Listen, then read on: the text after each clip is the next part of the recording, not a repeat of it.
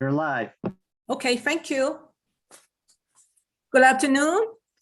I am Dr. Diana Wong, and I am the Designated Federal Officer, or the DFO, for the Science Advisory Board, SAB, Radiation Advisory Committee, or RAC, Augmented MARSSIM Review Panel. The purpose of today's meeting is to review and discuss the Science Advisory Board MARSSIM Panel's November 15, 2021 draft report on the review of the multi-agency radiation survey and site investigation manual revision 2. In my role as the DFO, I would like to formally open this public meeting of the RAC Augmented MARSSIM Review Panel. The SAB is an independent expert federal advisory committee chartered under the authority of the Federal Advisory Committee Act, or FACR. The SAB is empowered by law, the Environmental Research, Development, and Demonstration Authorization Act to provide advice to the EPA administrator on scientific and technical underpinnings of the EPA's decision. FACR and EPA policy require that SAB meetings be announced to the public in the Federal Register, and that substantive deliberations and interactions of EPA and the public be conducted in open sections where a DFO is present to ensure that the requirements of the FACR are met. FACR and EPA policy requires that SAB meetings be announced to the public in the Federal Register,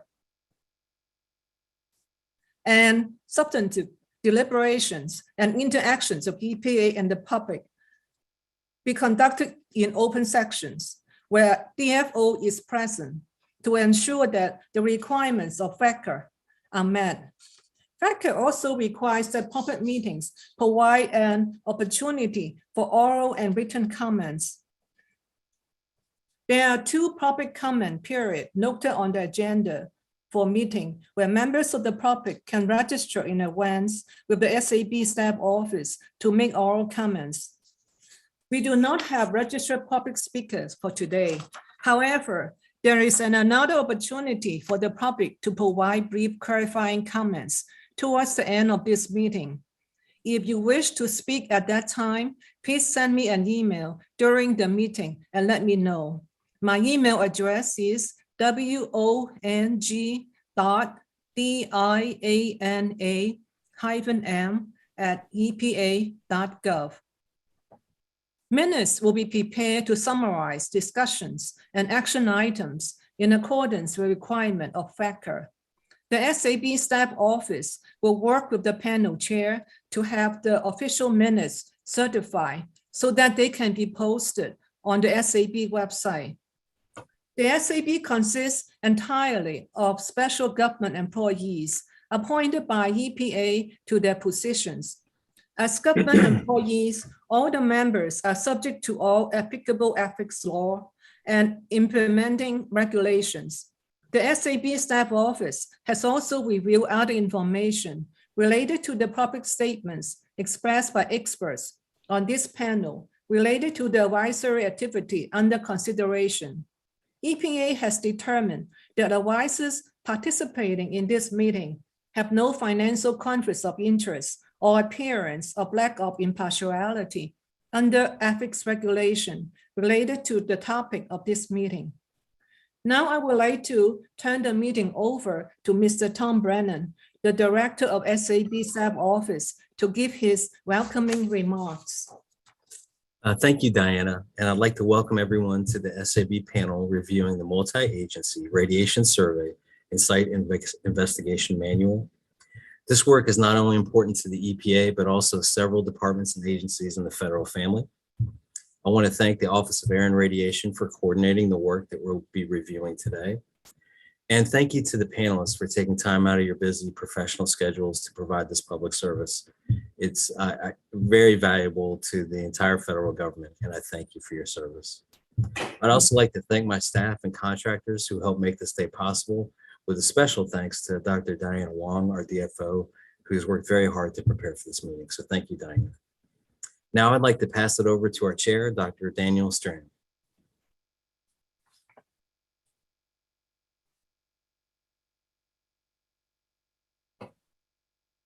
Yes, I've just opened up my video.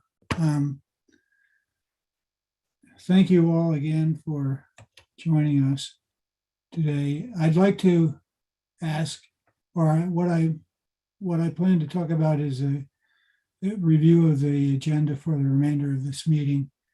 There will be some opening remarks and some clarifying remarks from EPA. Ms. Lee Veal who is the Director of Radiation Protection Division of the Office of Radiation Indoor Air. And then from Catherine Sneed, who is also at the Office of Radiation and Indoor Air. As Diane said, right now, as of now, I don't think we have any public comments, but there is another chance for public comments later. Most of this is going to be taken up with the discussion of the panel's draft report. And, you know, we're not reviewing the MARSSIM manual, we are reviewing the draft report on our MARSSIM manual. And there's a number of,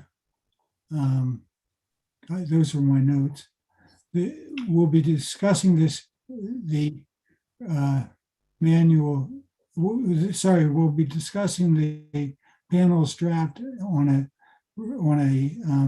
comment by comment basis. So we have comments from EPA, from NRC, and from the panel members, and with no public comments at this point. And we'll be going over each one of the comments. If there's a section that has no comments, then we will just skip that section and move on to the next. I don't know if there's anything more that I can say at this point.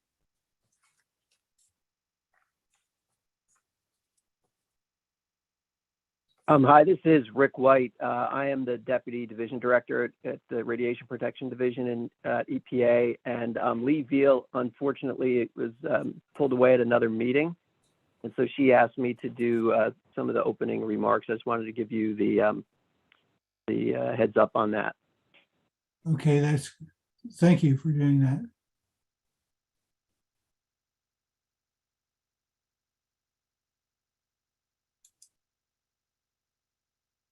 You want me to start that now? Yes, I believe we've reached that point in the agenda. Okay. Yeah, so Lee sent me some things to say, so let me go ahead and say those. On behalf of the EPA Radiation Protection Division, we'd like to thank the Science Advisory Board, the Radiation Advisory Committee members for the review of the Multi-Agency Radiation Survey and Site Investigation Manual Revision 2. This is especially considering some of the challenges that face this review, such as COVID-19 pandemic, which has forced us to complete this review completely in a virtual setting, and the mid-review pause necessitated by administrators' important decision to reestablish the membership of the Science Advisory Board. Even without those surrounding circumstances, reviewing MARSSIM Revision 2 is a daunting task due to its size, complexity, and the specialized experience needed to really understand the root material, see what is needed to improve it, and bridge the gap between the two. All things considered, we really appreciate the time, effort, expertise, and care taken by all the SAB RAC members in this endeavor. We'd also like to thank Diana Wong, our designated federal official, Tom Brennan, and all of the EPA SAB office for their support. And finally, we'd like to welcome members of the public and our interagency partners on the MARSSIM work group. And thank you all for coming today. I know we'll have some good discussion on the draft report, and we're looking forward to seeing how it goes.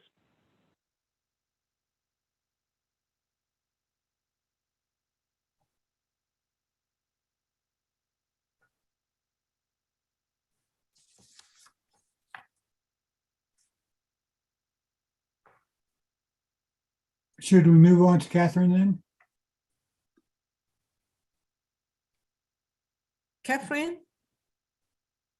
Yes, I am here. Can you hear me? Yes. All right, thanks. Thanks for having us here today. Okay, so we've had the pleasure now, the work group, the MARSSIM work group has had the pleasure now of reviewing the draft report that the SAB-RAC has put together, and we've provided just some basic comments back on it. But what I'll say is MARSSIM Revision 2 is a multi-agency consensus document, and as such, full agreement from all 4 federal agencies, the Department of Energy, the Department of Defense, EPA, and the Nuclear Regulatory Commission must be reached before decisions can be made on next steps. So some preliminary discussion has been held by the MARSSIM work group, but until full consensus has been reached, please interpret all comments that I am going to make today to come solely from EPA, and we'll refer to us as the agency, and to not necessarily represent the position of the full multi-agency work group. So I'll ask, would someone move the slides forward? All right, and one more time. All right, so just as a note, I wanted to share that the MARSSIM work group is an ever-changing body of individuals, and some of these individuals have joined us since the last time the SAB-RAC was able to meet. So I wanted to welcome to this process Sarah Tabatabai and Greg Chapman from the Nuclear Regulatory Commission. It's time to get Margaret for her appointment with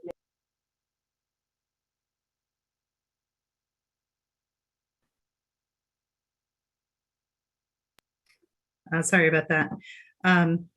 Also, Mr. Brian Livingstone from the Department of Defense and Dr. David Spunkel from EPA. I'm glad that they're able to join us on the MARSSIM work group and here today. So next slide.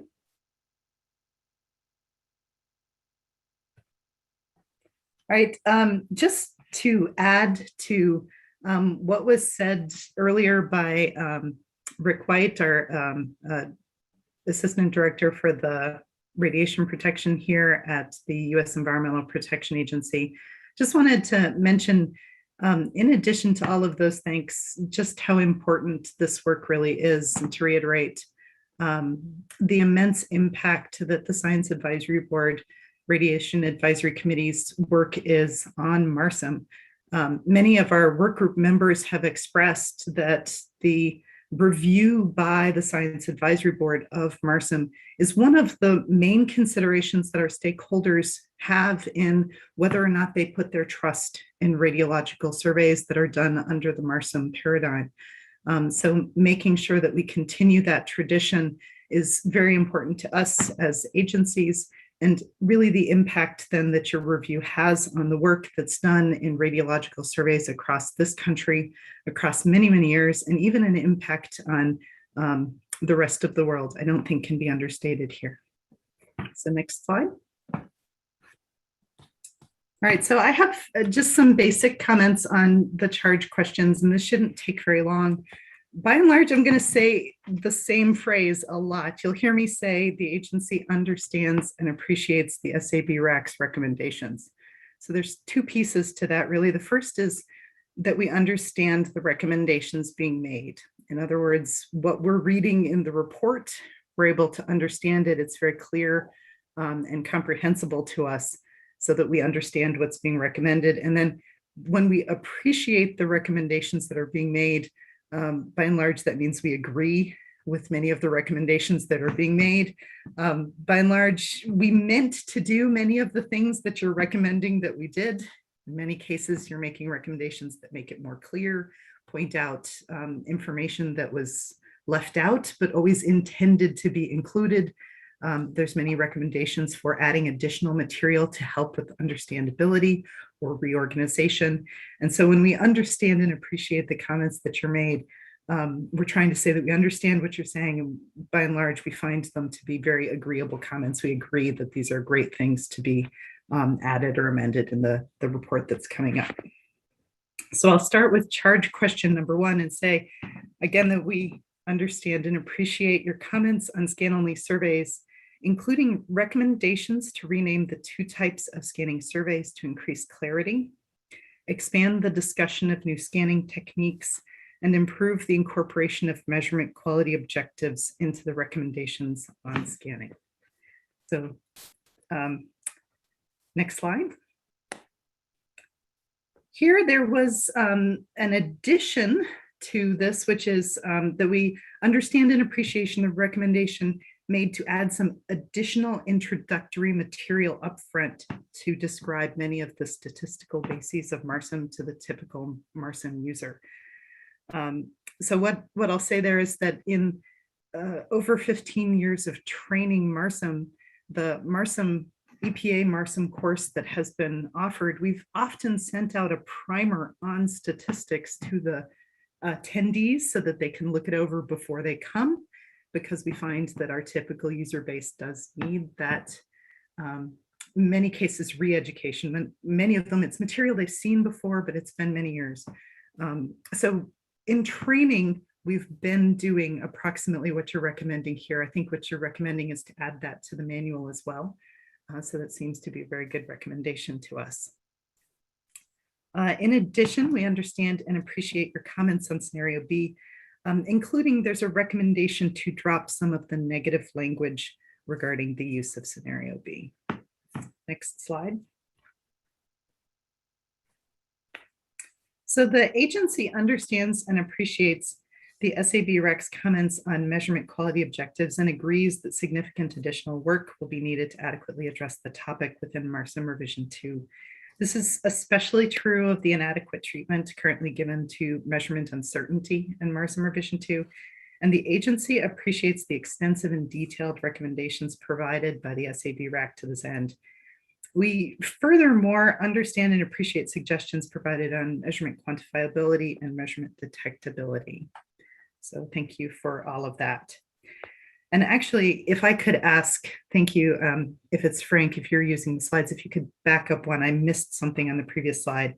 There was one comment that we're going to need to look at a little bit more in scenario B. There was a comment on T being equal to 3 being overly permissive. This is, I think, a very specific comment, and we're going to need to look at that a little bit more to understand the issues surrounding it before we can decide how to move forward with that. But I think we understand the comments that are being made there. So I'll move forward one more slide. Thank you for your patience there. And I think there was one possible error that was pointed out here for the notation for B in equation 6-1 of MARSSIM Revision 2. We haven't been able, again, to look into that fully yet. But I think we understand the concerns that have been expressed on that notation, and we'll take a look at that and make sure that the notation is changed as needed. All right, we'll move on to the next slide. All right, for areas of elevated concentration, agency understands and appreciates your comments on areas of elevated concentration. Conclusions reached by the SAB REC members who investigated this charge question mirror closely the MARSSIM work group's discussions and conclusions in this area, and suggestions to improve clarity and understandability are welcomed. The agency particularly appreciates the emphasis provided by the SAB REC in coordination with state and other relevant regulatory bodies in addressing sites with areas of elevated concentration. Again, something that the work group has also come to an agreement on. Right, next slide. Of all of the charge questions, the SAB REC's recommendations on discrete radioactive particles, or DRPs, provide the biggest change from what was originally envisioned for MARSSIM Revision 2 by the MARSSIM work group. But you're looking at a version of the document with a date on it of May 2020. So some time has passed since that version was put together. And of course, we've been working on these revisions of MARSSIM for about 10 years now. So time continues to pass. But when we originally talked about these changes for discrete radioactive particles, they were considered at the time we were looking at them to be relatively rare phenomena. And based on the feedback from only one real world example where areas of discrete radioactive particles were treated as areas of elevated concentration, and there was a very exaggerated MARSSIM survey designed as a result. Based on only one example, we had provided some very short treatment of discrete radioactive particles in MARSSIM revision 2. So the SAB RAC is recommending a very different approach in addressing discrete radioactive particles more extensively, beginning in the introductory material and continuing that treatment throughout the manual. The agency understands and appreciates their recommendations for DRPs and are going to consider very carefully next steps in this area, along with our interagency counterparts. And we'll look at some other method of working with discrete radioactive particles than the rule of thumb, which is currently in MARSSIM revision 2. Next slide. All right, then for charge question number 2, I've put all of the pieces of this charge question together. So we understand and appreciate the many practical and detailed SAB comments on Chapter 6 and Appendix H, and especially note the relationship between many of the recommendations related to this charge question and earlier charge questions on MQOs. It's kind of a recurring motif that if we improve the treatment of measurement quality objectives throughout the manual, that will address many of the comments on some of these other portions of the manual as well. We will, furthermore, the agency appreciates the comprehensive review of ranked set sampling in Appendix E. The MARSSIM work group has long sought solutions to the difficult challenge of designing surveys for hard to detect radionuclides. So any method that may provide assistance to this end, such as ranked set sampling, is generally appreciated. However, the MARSSIM work group had similar concerns as those expressed by the SAB RAC on how often this method may be applicable to radiation surveys. So the agency will consider very carefully the comments of the SAB RAC in determining next steps, along with our interagency counterparts, regarding the inclusion of ranked set sampling in MARSSIM revision 2.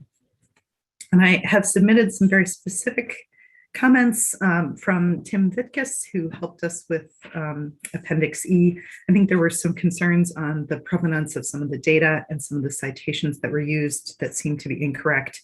And I think we've gotten some clarity on some of that.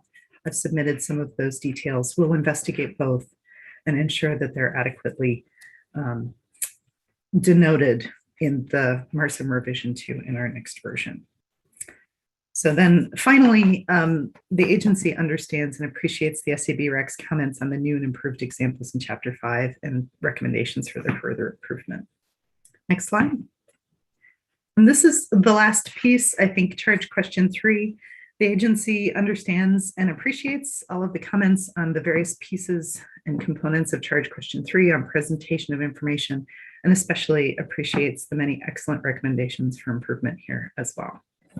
And I think with that, that is all of the remarks I have. Thank you so much, everyone, for your time.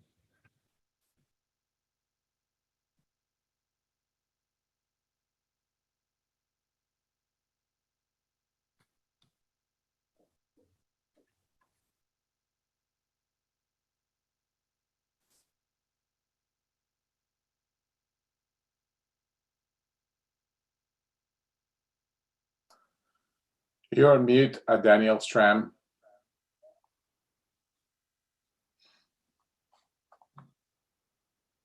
Okay, I think I'm Yep, we can hear you now. all right. I think nothing stands in our way of beginning the point-by-point discussion of the 3 sets of remarks or comments that we have received, i.e. those from the panel itself and those from EPA and those from NRC. I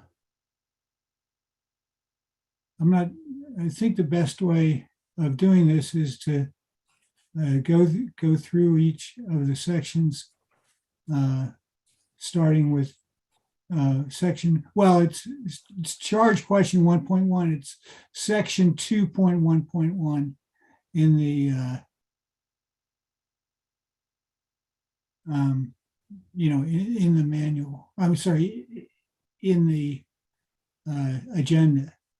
So section 2.1.1 refers to the charge question 1.1 comments on scan-only surveys. And we've received one comment about that, and that is a correction submitted from Dr. Yoder, who would like to say that I think it's errors of type A and errors of type B should be called non-statistical uncertainty and uncertainty derived from other than statistical means. Is that okay? I'm asking specifically now the team members for charge question 1.1, and that would include Benke, Littman, and Inn. I think I'm in agreement with the proposed change. This is Bob Littman. I'm also in agreement with the proposed change. Kenan is also supporting that change to be consistent with the language in the ISO GUM and the NIST 12 Special Publication 1297. This is Roland Benke, also agree. Okay, good. The next has already been covered. The question is the EPA response on setting T equal to 3 in the discussion of the homogeneity of background. I believe this is a statistical question about the use of a Chebyshev inequality to set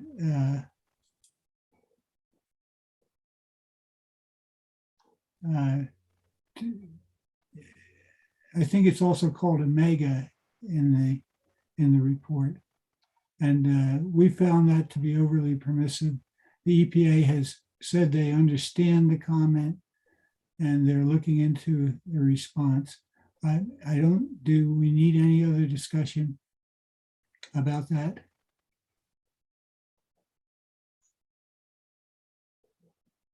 I think we can move on.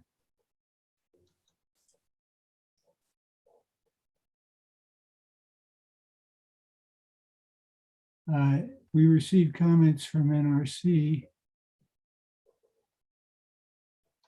I'm sorry, from, yeah, this is actually a question for me because I was the one that wrote this. The NRC comment says that the lower bound of the gray region / action limit in scenario B is not typically the DCGLW. And so I'm suggesting to reword this now so that it says in scenario B, the lower bound of the gray region remains small and renamed as the AL, while the upper bound of the gray region is now set to the discrimination limit, which is defined as the lowest concentration that can be distinguished from the AL. I can bring up the wording as it was in the report, in our draft report. It's page 12, line 39.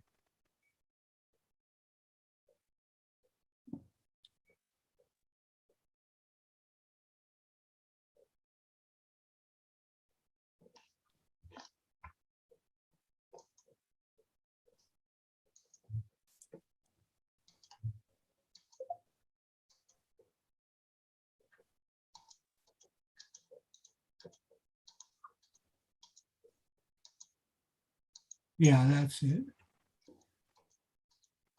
in scenario B, right now it's basically saying that the DCL, I mean, this is a discussion of the, to put this in a little bit of context, this is a discussion of the use of scenario A and B, and the general approach of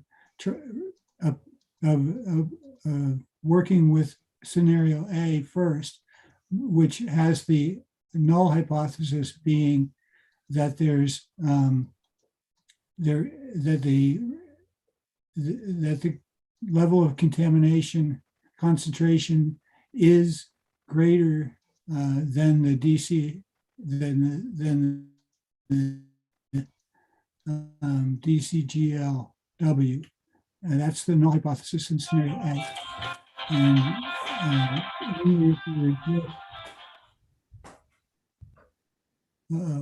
only if you reject the null hypothesis does that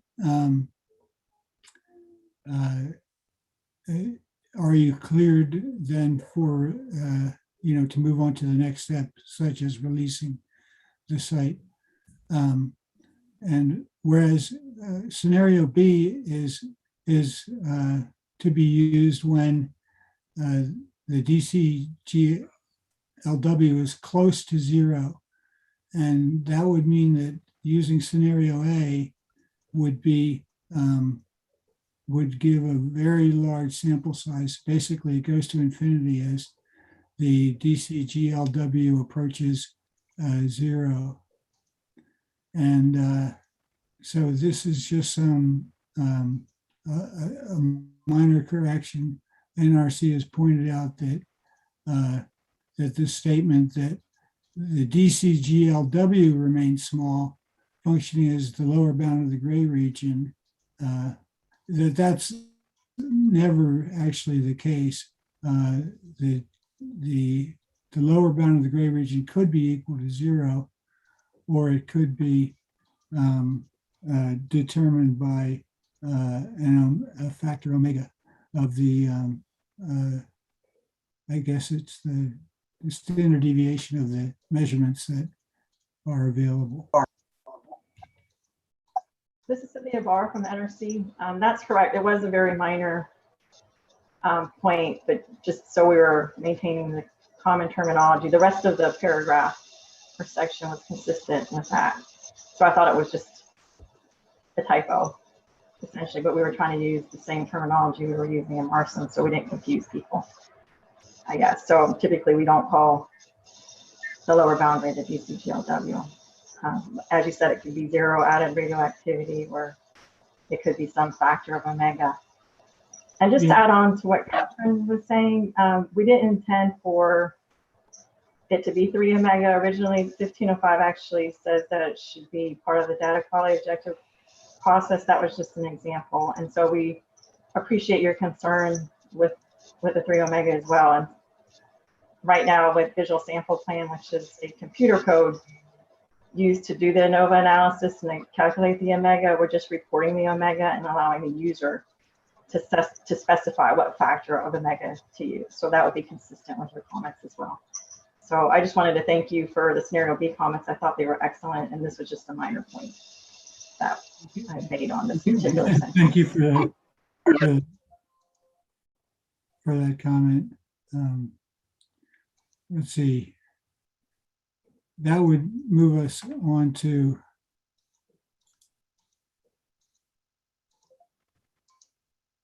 the next comment. This is for charge question 1.3, and it's a committee member comment, and I think it's just is really editorial. I think the comment as it was, let's be on page 19, line 18. Thank you.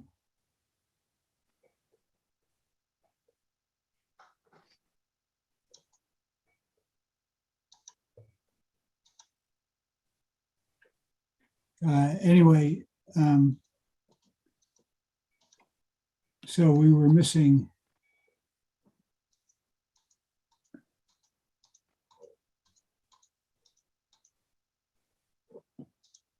Sorry, let's see.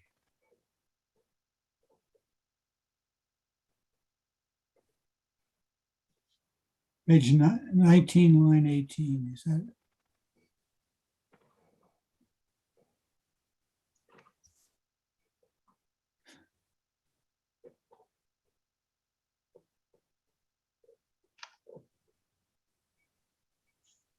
Resulting uncertainty from these influences, type A or type B.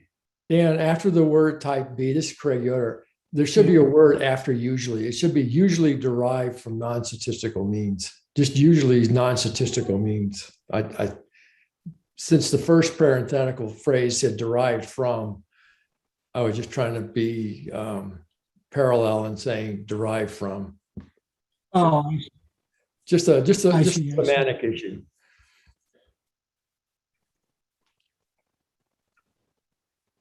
All right. Well, I think we can accept that.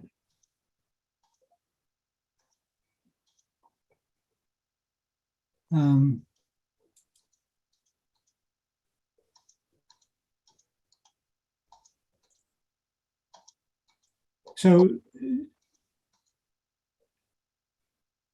there's another question, which is also sort of editorial. Basically,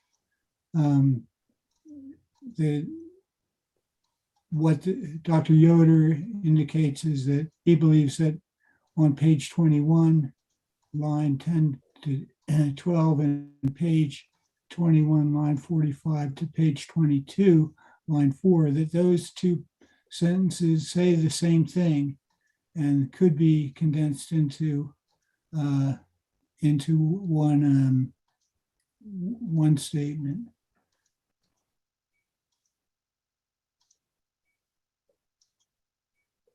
I'm not entirely sure that I agree. I think the two comments are close enough. I mean, sorry, are divergent enough in terms of how they describe the situation. Okay, so, and the question is, the equations are basically all for Poisson counts, and in particular, section 6, equation 6.5 only applies to detection systems that provide Poisson-based counts and not applicable to other types of systems, and like badge readings and things like that. And then later on, there's a little more. This statement is said again down at the very bottom of this page.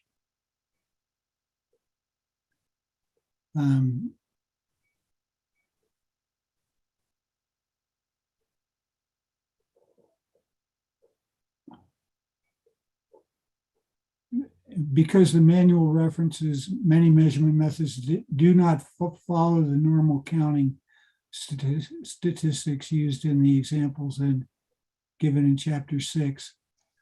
I mean, I think that that's true, that there is some redundancy here, but it's not word for word, and I didn't find it, as I looked through it, I didn't find it annoying to see the same thing written twice. And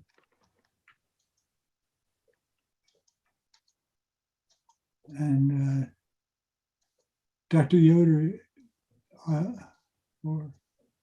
or Dr. Lippman, can you please comment on whether these two sentences are overly redundant or not? What do you think? I don't think they're redundant. And I think the point of what Dr. Yoder was trying to say was that we need to make sure that we include all of the measurements uncertainties when we do the calculation for an MDC or an MDA. And this is one of the things that seemed to be missing is that the document was focusing more on the Poisson distribution element of the uncertainty and not taking into account other uncertainties. And Craig, I invite you to piggyback on that, please.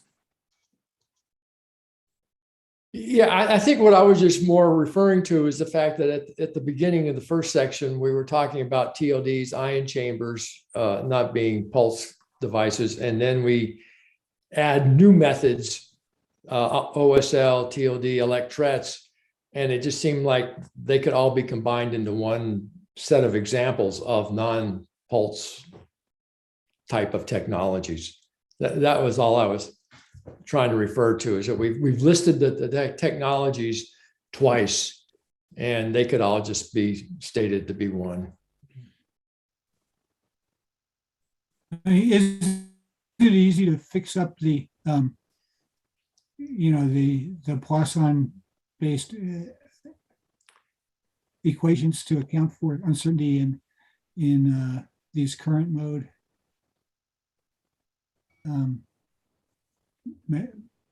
methods? Well, my comment's not necessarily to the Poisson. It's basically of we've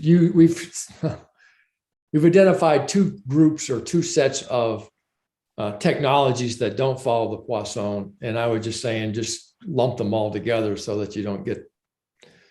Some people may not understand the differences.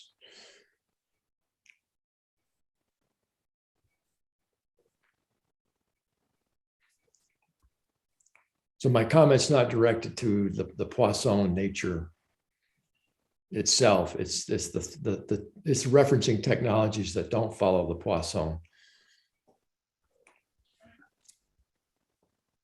Right, exactly. And that's what my question was whether the ideas are trivially different, or would it take more work to include in the MARSSIM manual some discussion of these non-Poisson count-based measurement approaches? I don't know, in my opinion, that you don't need to get into how each of those other technologies are evaluated. It's just, I think, highlighting that there are exceptions to Poisson, but I think that's all it needs to be said. I don't think you need to get into how each of the different technologies need to be treated. That would be a little bit overkill, I think. I think Craig is right in that regard. My point was that I just don't want people to think that Poisson counting, if you read it, it almost emphasizes Poisson counting and says, and then there's other things that don't follow Poisson. It almost says that they don't have any uncertainty to them. To me, that's what it was saying.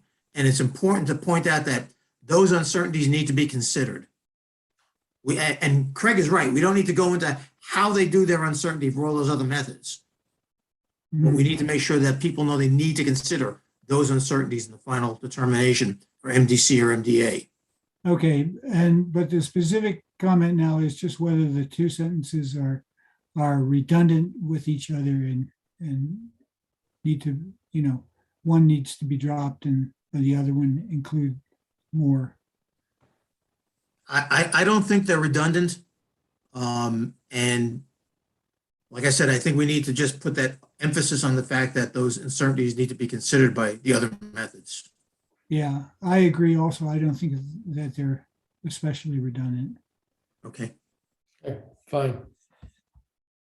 Okay. All right.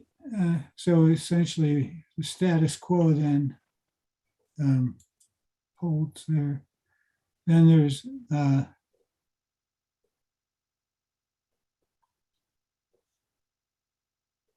there was a comment from Dr. Yoder on page 23, line 19 to line 25. And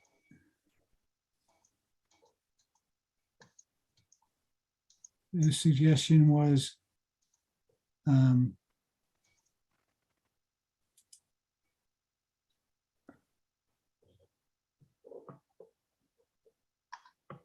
discusses. I just,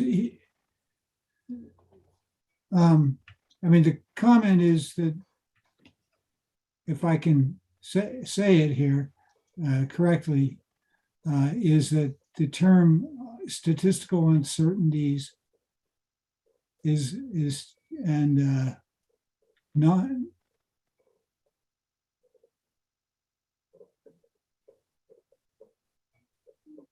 and other uncertainties are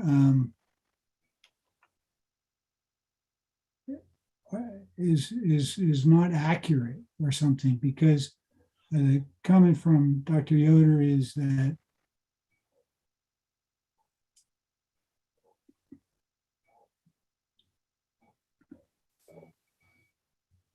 random uncertainty and systematic uncertainty are just not accurate. Well, I don't think they're precise in particularly with the systematic, in terms of how we say we clearly limit a systematic uncertainty.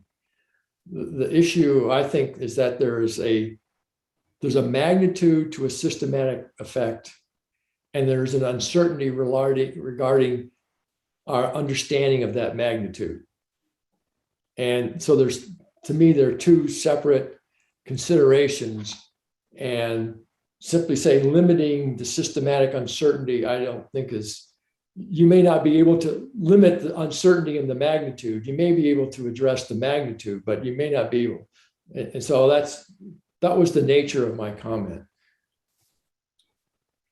Right. But I mean, it seems a little bit of overkill to me. I mean, the manual itself, the document does use the terms random uncertainty and systematic uncertainty, I think, and so is there a need to really improve that here in the MARSSIM manual, when I think that the terminology is used not only in MARSSIM, but I think in other of the other manuals of the same type.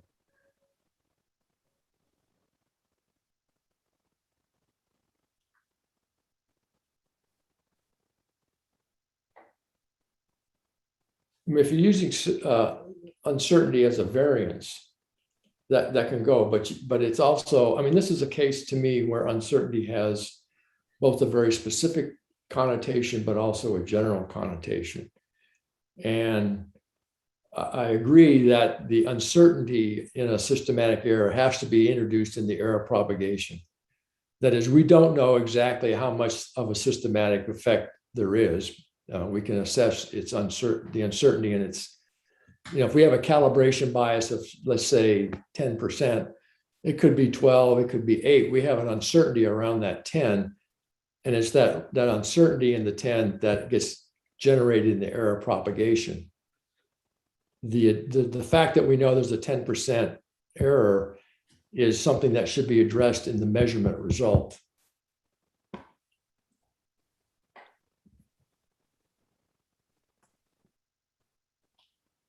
And so I think every attempt should be made to correct for the magnitude of systematic biases or systematic errors.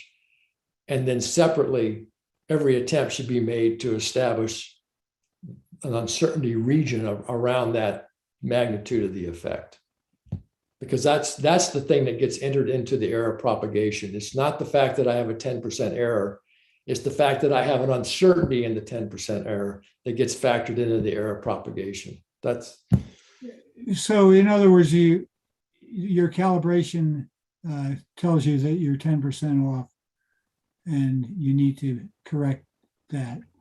And then you've got an uncertainty in that, in a residual uncertainty after you correct that, because of the fact that your calibration is not perfect. right. You're saying, yeah. Again,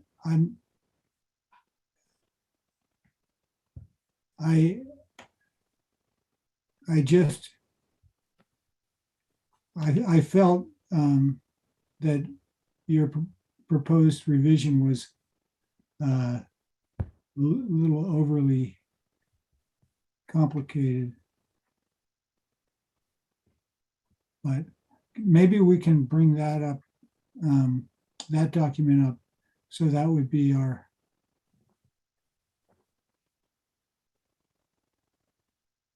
the comments from the reviewer. Panel member comments, yeah.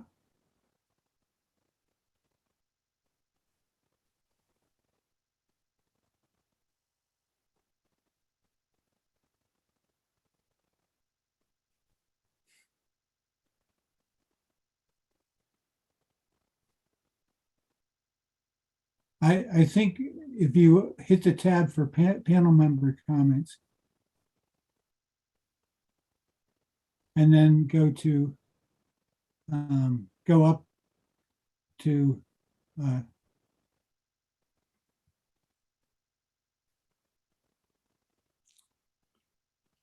I think that isn't I think we've reached that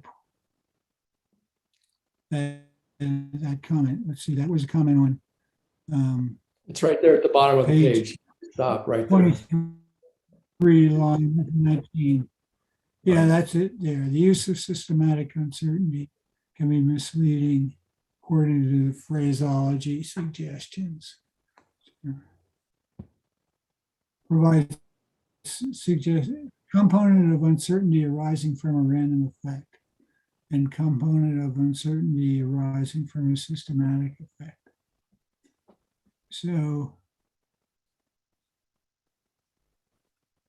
I mean, I'm not sure really what I think it takes a discussion to try to understand what the difference is between this. Apparently this has been identified as problematic, and so that regarding the misuse of this term, the component of uncertainty arising from a random effect is a little more complicated than just saying, a random uncertainty. Yeah, and I'm just responding to this precautions. Obviously, they have more experience in coming up with this than I do. And so I'm just trying to make sure that if we're going to follow the NIST technical note, we should probably be adherent to their suggestions so that we don't confuse people who go back to the document and wonder what we're really doing. Does the manual itself, the MARSSIM manual R2 that we're looking at now, does that introduce this component of uncertainty arising from a random effect terminology or not? I think we should probably stick to the terminology that's in the manual, unless we make a recommendation that manual should be changed here. Well, but they do reference the NIST technical note. And so they're basing their statistical error propagation on the NIST measurement uncertainty on the NIST technical note. I mean, that's their decision to reference that approach. I'm just saying, if you're going to reference that approach, you should be consistent with what that approach says. Mm-hmm. Okay. And you can put it in the glossary. You could just say, random uncertainty as used in MARSSIM, can be stated this way if one is following the guidance of the NIST document. Well, that might be a good suggestion. Along those lines, this is Roland Benke. It seemed that great care was taken in the MARSSIM document to not bring up the terms, type A and type B with respect to uncertainties. Because we already had a comment about that today, just for everyone, does it help the panel's report to bring in the terms type A, type B in terms of uncertainty, Or is that just more complicating? Can we simplify by removing those terms and just point to that same NIST technical note?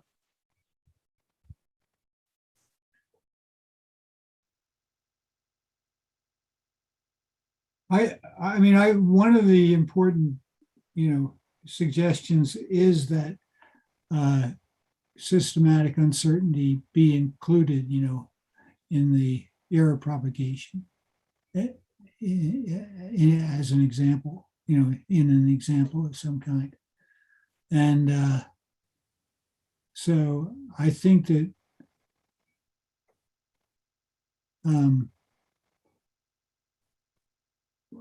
we could drop A and B, but we can't drop the idea of random uncertainty versus systematic uncertainty. Sure, and it might just be a little bit easier to grasp if, in fact, these terms of type A and type B still are addressed in the draft report. We have a few changes to the wording for consistency, but when one goes to address uncertainty and begins with type A type uncertainties and then stops, it's a little bit easier to identify if type B's have been addressed, just by fact that it's those two parts. But yes, your point is taken. We have an option here. We can either keep type A and type B, or remove those and just use the textual descriptions that are consistent with the NIST phraseology.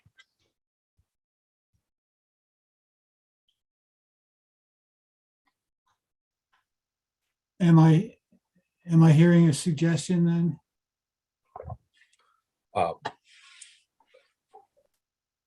This is Ken. If you want to not use the terminology type A and type B, and I would replace type A with statistical based uncertainties or some such term like that.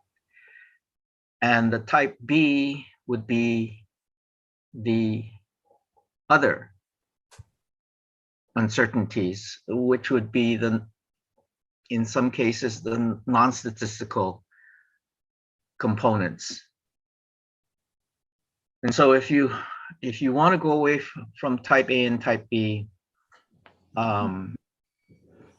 you want to also avoid the terms random uncertainties and systematic uncertainties and use statistical uncertainties and non-statistical uncertainties or something like that. But the language in the metrology community worldwide do use type A and type B. Now you could put that in the glossary if you want, but the uses of the terms random uncertainties and systematic uncertainties is not widely promoted by the NIST technical note and the ISO GUM. Yeah, you're right. Non-statistical uncertainty and statistical uncertainty, I think, are, I would like to see that here rather than component of uncertainty arising from a random effect, which doesn't really clarify what random means here, right? I'm in agreement with that suggestion. Yeah. Okay, so to say it one more time, the suggestion is to use the terminology non-statistical and statistical uncertainties for the description of the two uncertainties here. And so I think that seems good to me. Does anyone else have any comment on this? On this question? This is Olson Sabo. I'm in agreement with using the just proposed terminology. as long as they're clearly defined in the glossary. Okay. And it's okay to use type A and type B as well. Is that correct? Because that's not pointed out specifically here, but it is used in other places. Sure. Well, yes, sorry. I would agree with Ken that in the metrology community, it is still used. I think, again, if their terms are used, they probably just need to be clearly defined in glossaries. And when they're close to the same meaning or alternate meanings for each other, and maybe that should be indicated. And when there's subtle differences, maybe that should be spelled out. I mean, that's really critical that the similarities and or differences just simply be clearly defined in the glossary. Yeah, agreed. I think the glossary will be a place to eliminate the confusion that might arise from terms. So we have a little bit of consistency work to do, but at least I understand the pathway forward. So. I'm also in agreement with that suggestion, putting the type A and type B definitions in the glossary, so that's clear what they stand for.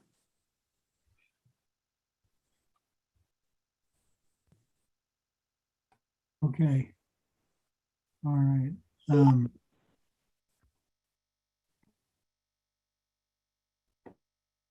There's a comment from EPA on section 2.1.3.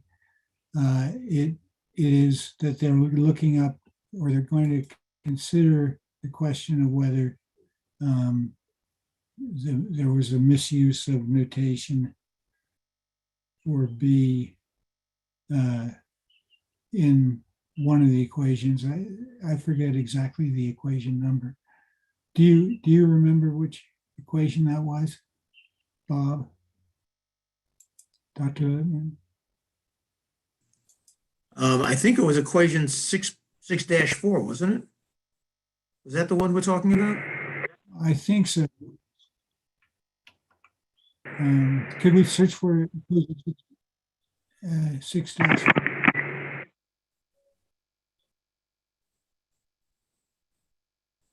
Somebody's trying to talk from EPA Washington. comments in the EPA.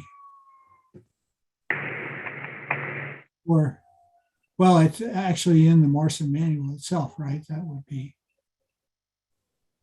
This is Catherine Sneed. My notes had it as equation 6-1. Maybe I'm incorrect, but that was what I had understood from our revision 2. Yeah, 6-1. Right? 6-1, okay.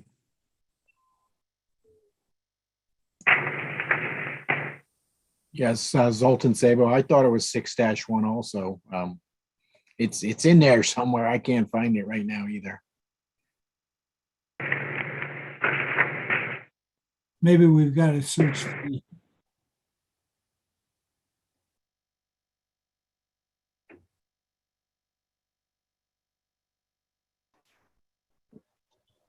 (8-4) has the elevated area usually involved.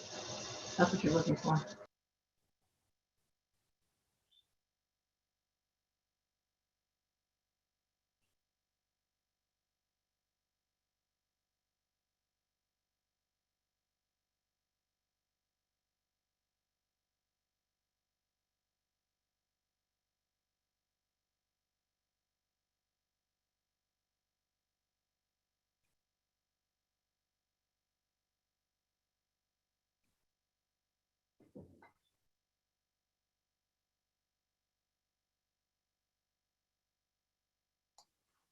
*6.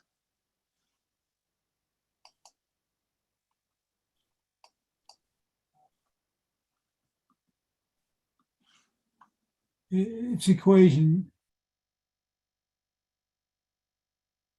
It's an equation number. Let's see.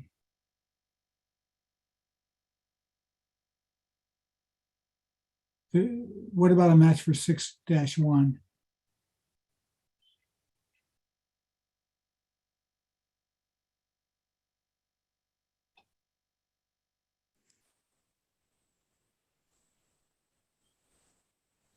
Equation 6-1 is the critical level equation. It says L sub C equals K times the square root of 2 Bravo, where Bravo is the background. So I don't think that's the equation that was in question. I thought 6.4 was the one that was in question, where it says L sub D is equal to 3 plus 4.65 times the square root of B. And the question was, is the factor 3 correct in that equation?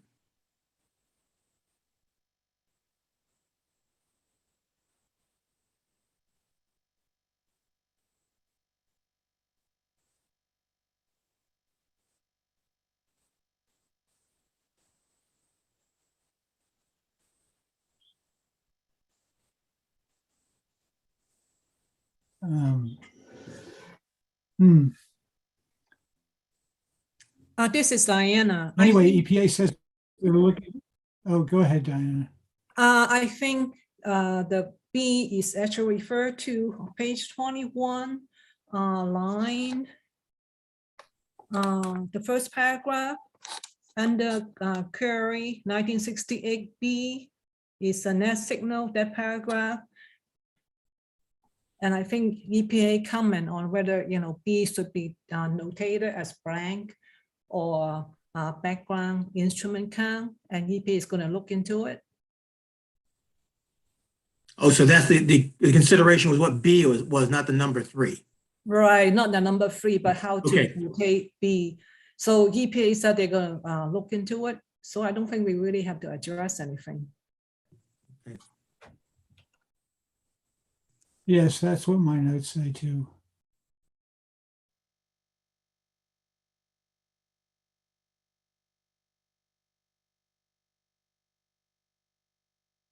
So no action is needed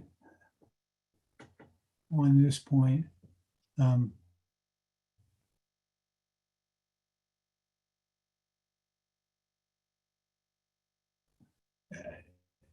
I mean, there is another opportunity to adjust this, our report, right? We don't need to do it right now. Why don't we move on then to discussion of the unity rule. That's charge question 1.4, section 2.1.4 in our report. So there's a comment from NRC. There's several comments from NRC. There's comments from Dr. In, Dr. Coings, and comment from NRC again. So I think this is probably this may be the most, if there is any controversy here, we may see it now. Although probably not on this first comment, which is from NRC. They commented on page 30 that the DCG EMC is not calculated by regulators but by licensee or operator. So I think we can, I'm in favor of accepting that remark and changing the description on page 30 of the DCGL EMC being set by the regulators to change that to by licensee or operator. I mean, This is Earl. I concur with that.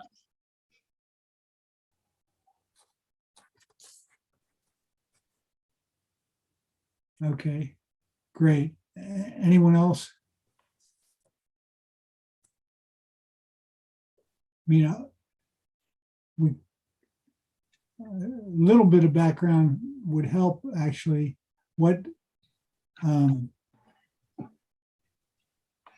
So what are the steps to set a DCGL EMC?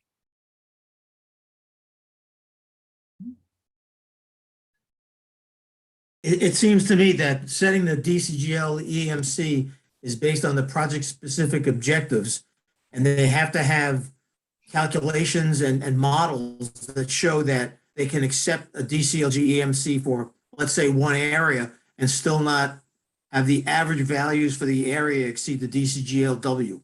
But that's up to the specific project to show that. Okay. All right. Thanks. That was more a point of my own curiosity than anything else. So we're going to accept the change to licensee or operator rather than regulator. Okay.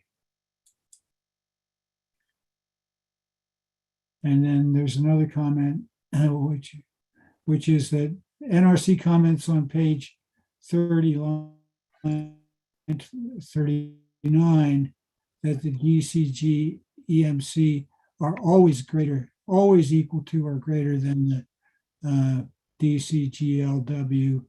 Take out the word usually. In other words, right now we're saying that it's usually the case that DCGLEMC is greater than or equal to DCGLW. And the NRC is saying that's always the case. And it makes sense to me in terms of what my understanding of what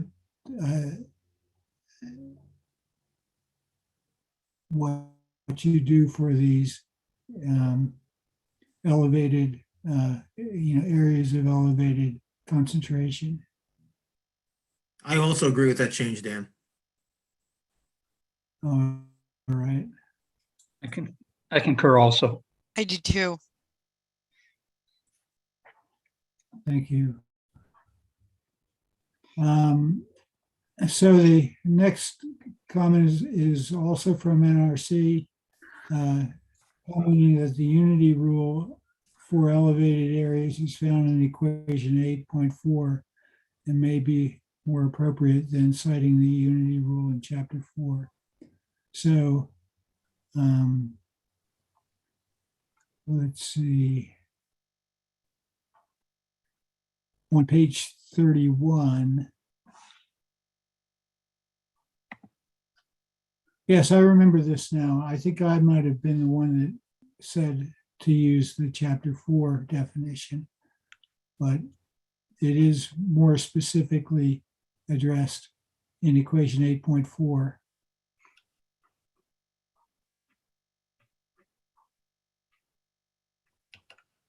Can we look at page 31 of our report? It is.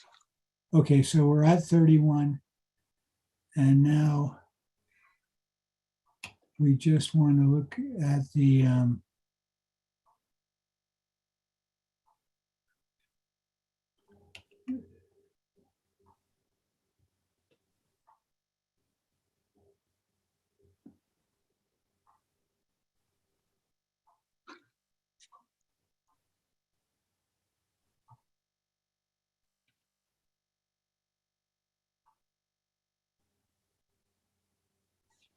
yeah.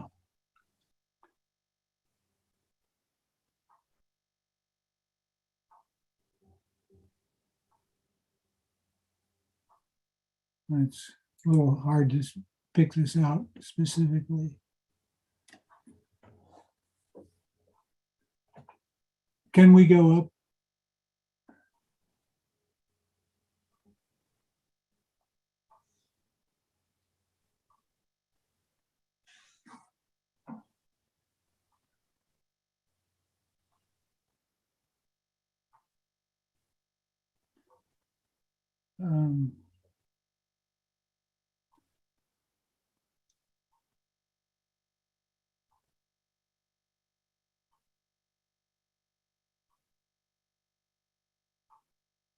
Well, it seems like, I mean, this is a minor comment. It's just saying change the citation to on page 31 to equation 8.4 rather than citing the unity rule in chapter 4. So I think we can accept that change once we find the exact text to change.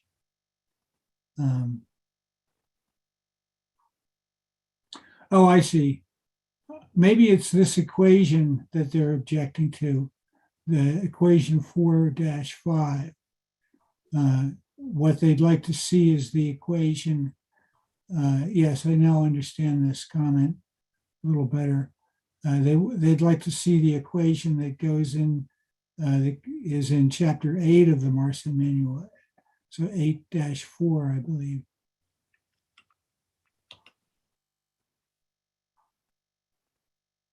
Yes, equation 8-4. So we would display, yeah, it's this equation, right? We would display this equation.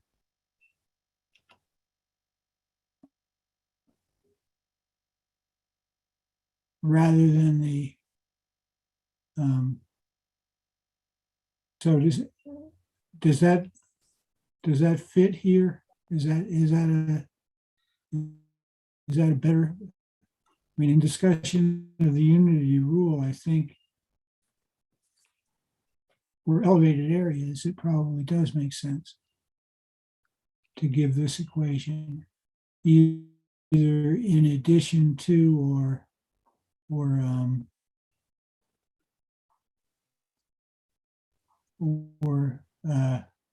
instead of the one from chapter 4. Well, the one thing this doesn't seem to take into account is in the 4-5 equation, we have a summation. And here we have a single value for the whole area. If you have more than one radionuclide in the area, how does this equation account for it? You have to have a summation in there someplace. I mean, this is just about the EMC. You know, what you do when you have elevated areas of elevated concentration. Well, right, but like I'm saying, this only goes for one concentration. You have two different radionuclides and they have two different concentrations. This equation doesn't take that into account. Or two different hotspots. Or two different hotspots, exactly, Earl, you're right. Yeah. This was the problem I had with equation 4-5 originally, when I thought it should have been a double summation rather than a single summation. But I guess if you include each radionuclide, whether it's in a hotspot by itself or combined with others, it really doesn't matter. So the summation still works. But this doesn't work if there's more than one hotspot or more than one radionuclide that's above the DCGLW. Yes. My proposal is to put both of them in. Because well, I think you'd have to stipulate that this is only for a single radionucleide, yeah, measured in the area. Right, and I would say, but it is a discussion of the DCGL EMC. I mean, of using the, you know, when you say, I'm trying to say this right here. The DCGL EMC is part of the unity, is incorporated into the unity rule by doing this. Okay. So we have the delta is the average concentration in the over the entire site, I guess you'd say.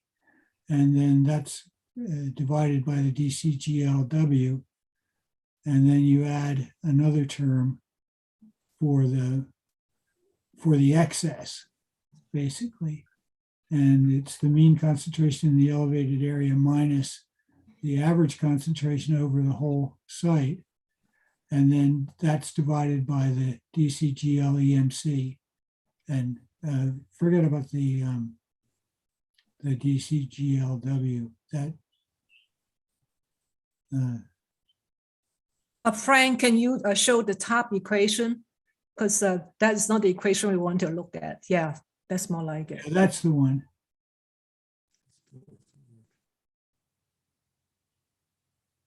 So that, you know, so we could say something like, you know, the general unity rule is is from chapter 4, and show that equation and say for the incorporation of the elevated areas, this unity rule becomes equal to this in the case of a single radionuclide. Right. I would agree with that statement then, Dan. Thank you. Okay. All right. Good.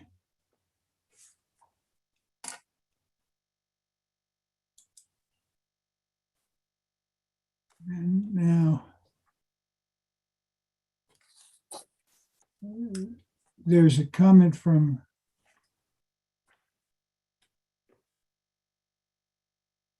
Dr. In, which says that the unity rule in the DRP, this is now talking about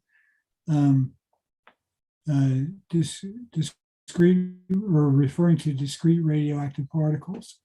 The unity rule and DRP teams need to reach some common ground so that the report would be more cohesive. And I think what Dr. In is referring to is to incorporate the unity rule into dealing with these discrete radioactive particles. And we've received, there's more discussion of this below when we, there were additional remarks submitted by Dr. Yoder, and also there were some remarks submitted from NRC, which which discuss the problems with using the unity rule in the situation with in the DRP situation. So I'm not sure.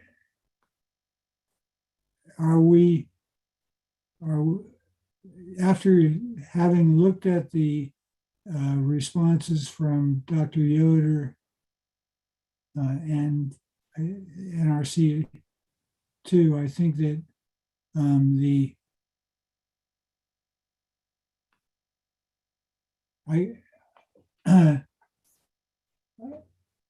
are we in agreement that the unity rule does not apply in the situation of these discrete radioactive particles? Is that?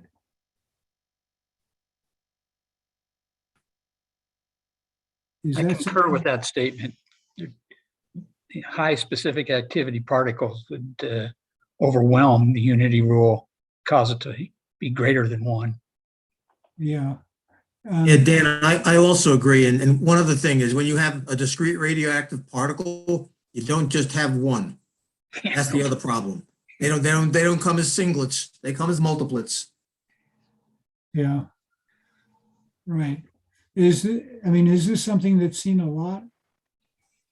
Or is this a very rare phenomenon? Just really a curiosity for me. Well, this goes to the site history assessment. I'm sorry, the historical site assessment, because you've got to understand what caused the radioactive particles to be there in the first place. Yeah. And if I look at a very classical case of discrete radioactive particles, the plane crash in Palomares, Spain, if you look at the soil samples that were taken there, not only do you have single radioactive particles that are discrete hotspots, but you've got multiple sizes of them. And so in that particular case, you couldn't use this kind of unity rule when you try to clean it up because you've got stuff all over the place that's hotspots. On the other hand, if you were looking at a liquid spill of radionuclides over a wide area, for example, the likelihood of a hotspot might be less likely if the source of the radioactive materials wasn't from a high thermal event.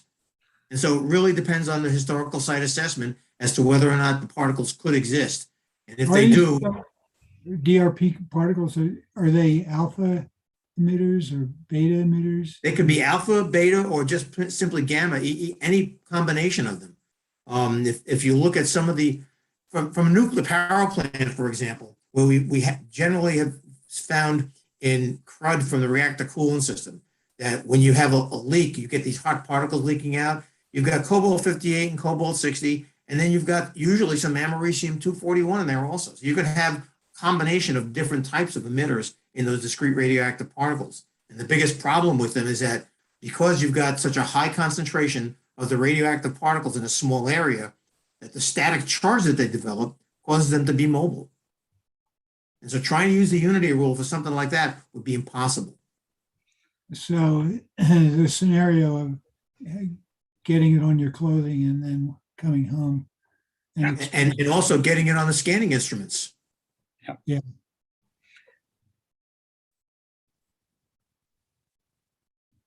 Yeah, okay. Dr. In, do you want to make a comment about this? Well, I agree with all of the discussion so far.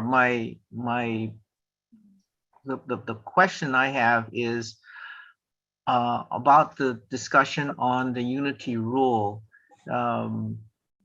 Perhaps that section of the report can or should address hot particles in their comments. There's just to say that the unity rule has limitations, or it's not applicable in the case of the hot particles. But as I read the unity rule section of the report, it seems to give me the impression that we're fine. And then comes the section on the hot particles, which kind of give me the impression that no, we're not fine. And so I just wanted to suggest that within this report that there is some coordination between the two sections on what to do with these hot particle issues when it comes to the unity rule.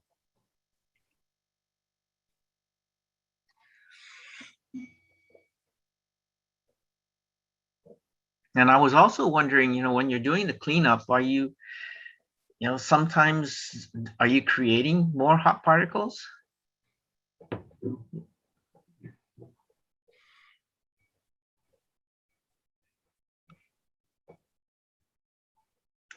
And normally these hot particles are found during the characterization survey and not the final status survey that MARSSIM has entailed.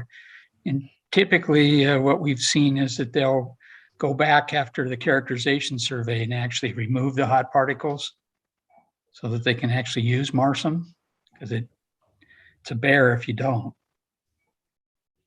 Well, I was just thinking, if you've got a piece of concrete and you're scabbling and you're making all this dust particles, I'm sure you're cleaning up after you do, but I don't know that you get them all. Yeah. Just because they're these little buggers that get all over the place. Yeah, that's true. They move around a lot. But my initial question was, should the unity rule section at least recognize the case that it may not be so useful, and that alternative approaches are needed. Although the section did say, geez, we did a great big study about if there are alternatives, and we didn't really find good alternatives to this unity rule.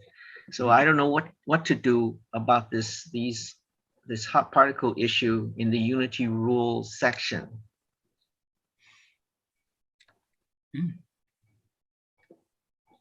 I just put in a cautionary remark that Perhaps so. But perhaps the cautionary remark throws the the effort back into the writing group, the MARSSIM writing group, to come up with alternatives or supplements to this unity rule for this hot particle issue. I think that's probably the best idea, is give it back to, to me. And I can add a sentence or two in there to warn the users about DRPs. I think that's a good idea, Earl.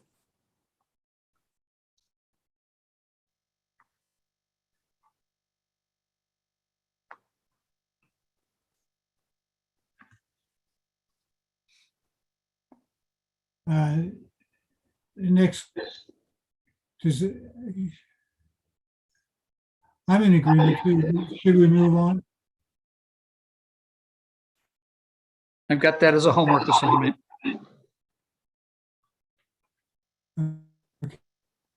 That's acceptable to me. Then there's a comment from Dr. Cohen. Oh, good. All right. Acceptable to me Anyone else have also. anything to say? Yes, acceptable to me also.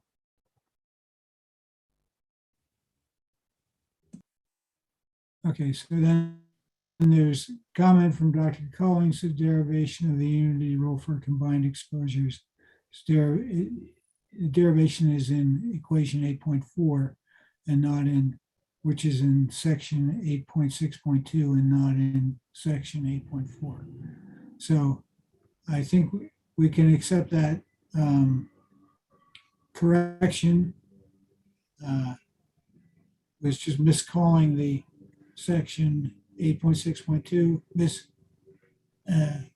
not referring to that, but instead in error referring to section 8.4.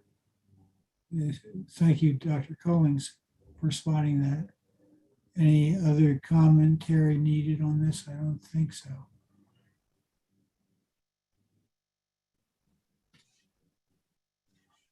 Yeah, and then the next comment is also from Dr. Collins.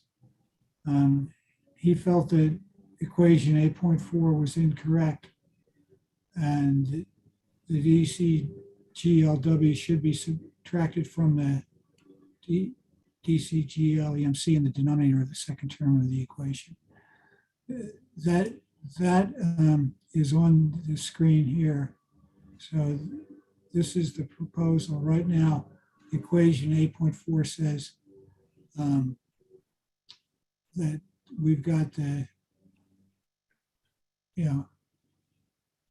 mean concentration in the elevated area minus the delta over the DCGL EMC. And the suggestion from Dr. Collins is to subtract the DCGLW from the DCG EMC. And I myself do not accept that that change as being an improvement. And the argument that I give here is that what happens when delta is equal to 0?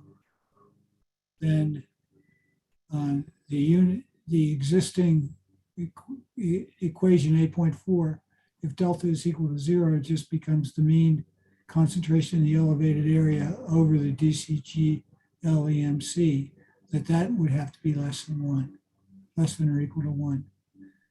And that to me is the right case. So in other words, I'm finding a counterexample to the use of this difference in the denominator. And then I believe it's NRC gave a discussion that perhaps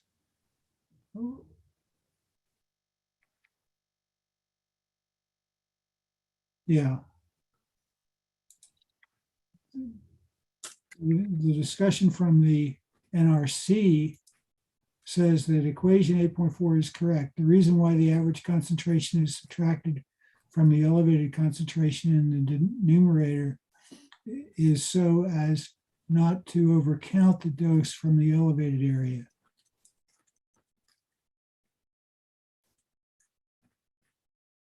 Okay, and then there's more detail. Right. So my counterexample with when delta is equal to 1, equal to 0, plus the comment from NRC. The question is that convincing? Maybe Dr. Cullings, can you answer? Is this convincing to you? Could you show the rest of your example? What happens when the delta goes to 0? I think I'm probably willing to accept that, but I'd just like to see the rest of your example, if that's okay. Frank, can you show the slide with the equation, the bottom part? Show equation B. Yeah, that's it. That's it. Okay. Yeah, okay. Yeah, that's okay. I accept that. All right. Okay, so that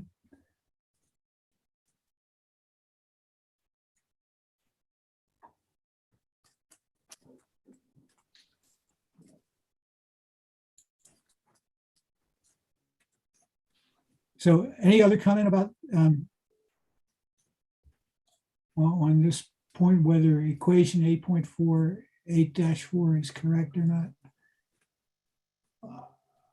I'm convinced that it's correct and can remain in our panel report.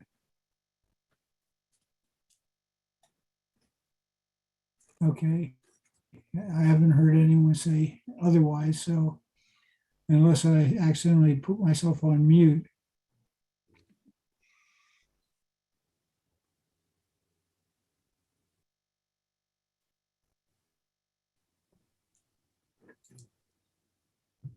Which I did not. We can hear you, Dr. Stratton. Okay, we just wanted to make certain, since I didn't hear any response. Okay, so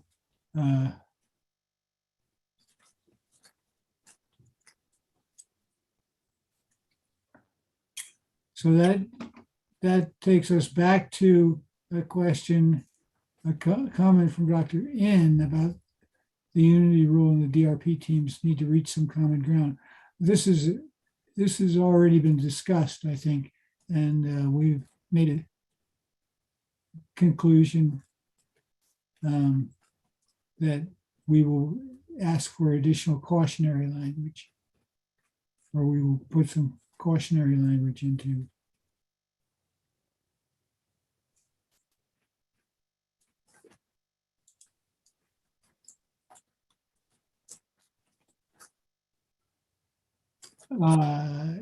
Then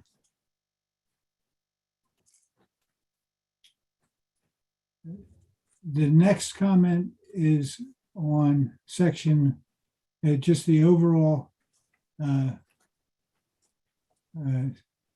charge response to charge question 1.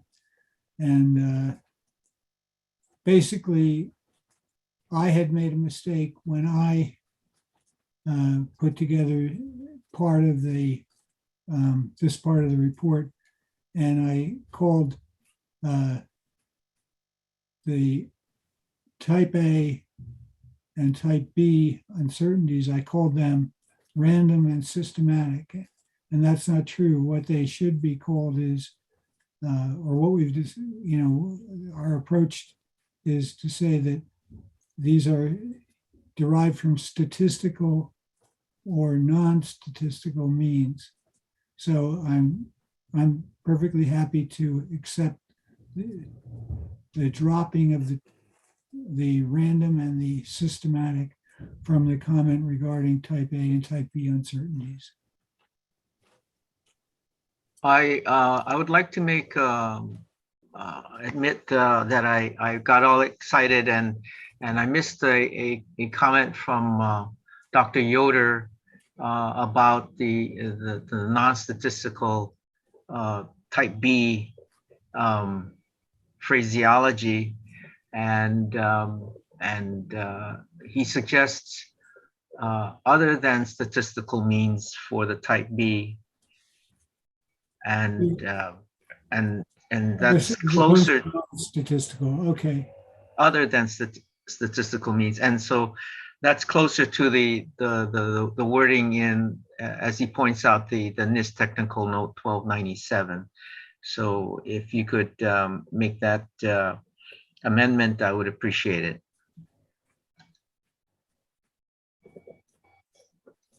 Yes, well, that will be made.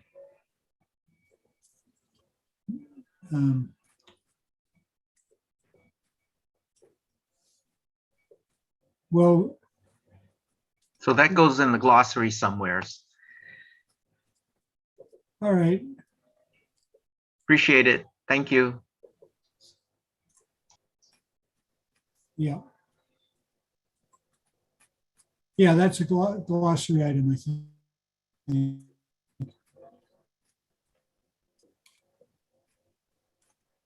Well, that takes us, if there's no other comment on this remark, that takes us to our break. We're about 15 minutes ahead of, ahead of schedule, I think. There's more to discuss. There's charge question 2 and charge question 3. I think it's going to go quicker, but if we take our 20-minute break now, that would bring us back at 3:05. 3:05, right?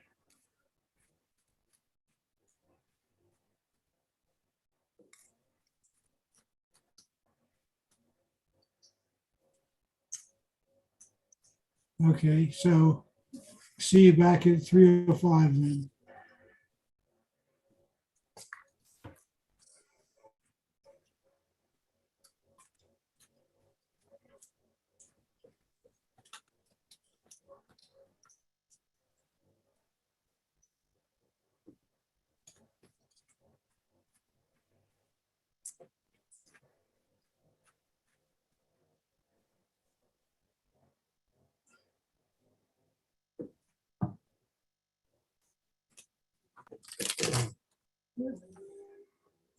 I wonder, can you hear, there's noise in the background, the gardeners are here. Is No, that? I haven't heard anything. Just we are on live stream, by the way. So during the break, you may want to just mute your line. Okay. All right, I will mute. But I shouldn't worry too much about the fact that the gardeners have their lawnmowers running, because I haven't heard anything unless it, sometimes Zoom background. is good at, Yeah, I mean, sometimes the background noise, sometimes maybe it will muffle sound, but generally. sometimes it makes the speaker less intelligible, even if it can't be heard. Right. Yeah. So we haven't heard anything in the background. Okay. All right. So I won't worry too much about the gardeners after our break is over.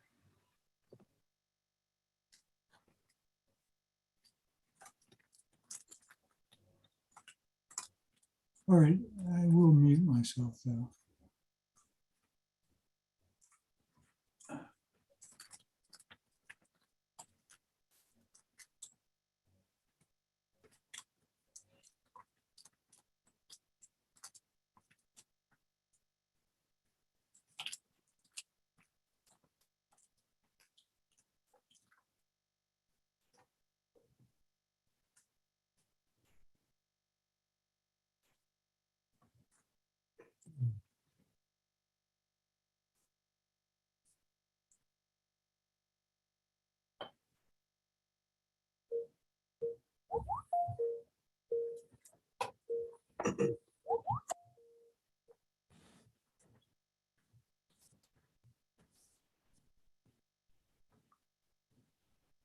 Hey there. Greetings, Mr. Brennan. Are you actually in the office? I am. What? Well, I had to do some very specific work on a hard copy file. So I figured I would just come in for the day. Oh my God. Yeah. How is it? Oh, note, your conversations are being still broadcast, so I'm sorry. just to let you know, you want to be muted during the break. Thank you. No problem.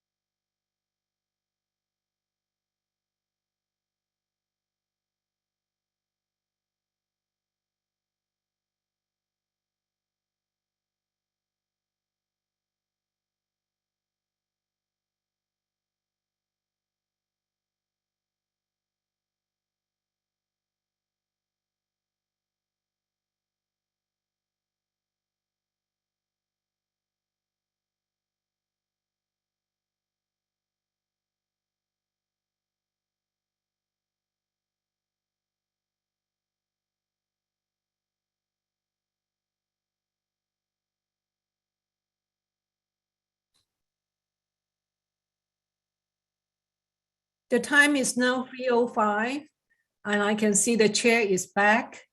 So are you ready to restart, Dr. Strand? Yes, I think I'm ready. What about most people back now from break? Let's see. Dr. Smith, are 34. you here?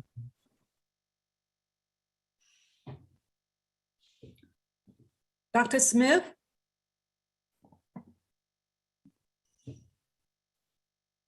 I don't hear him because he is the lead discussant for rank sex sampling, but he may not be able to join us. So, Yeah, but I think you know the response. So, yes.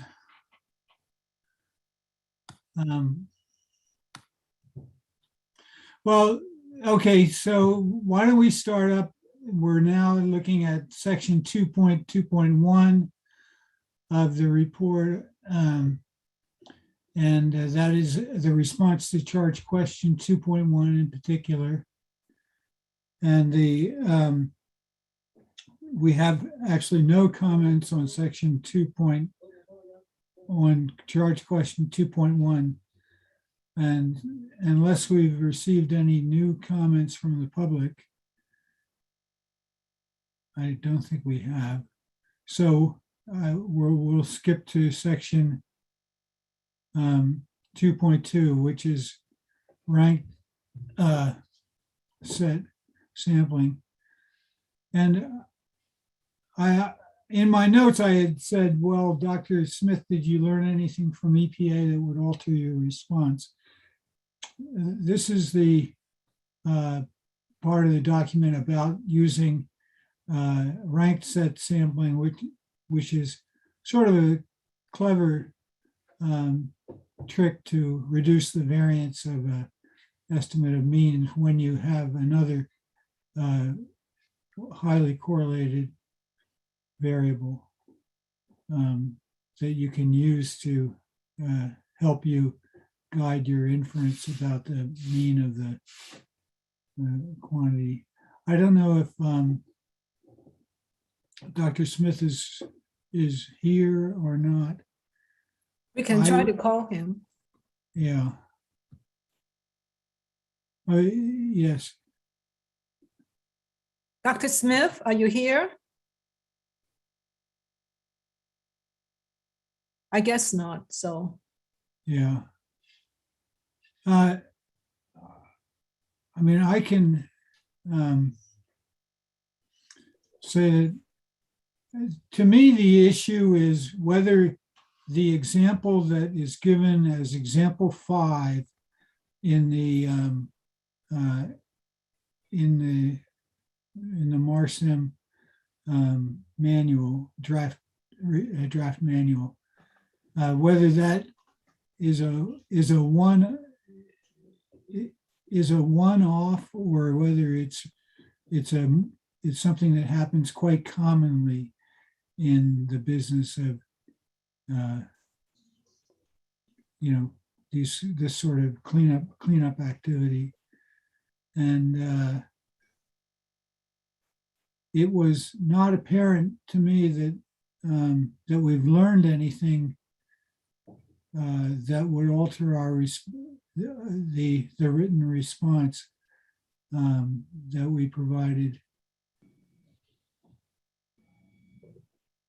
And the reason that I'm saying that is that in order for this rank set sampling to work, you have to have there's two variables that you measure. One is quick and easy, and the other one is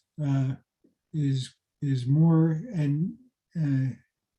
complicated or more costly.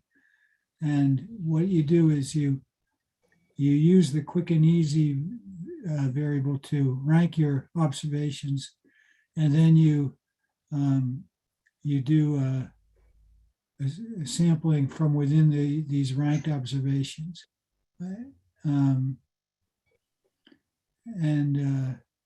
So what you need to make it work is have some radionuclide that's highly correlated with the one you're interested in, but um, is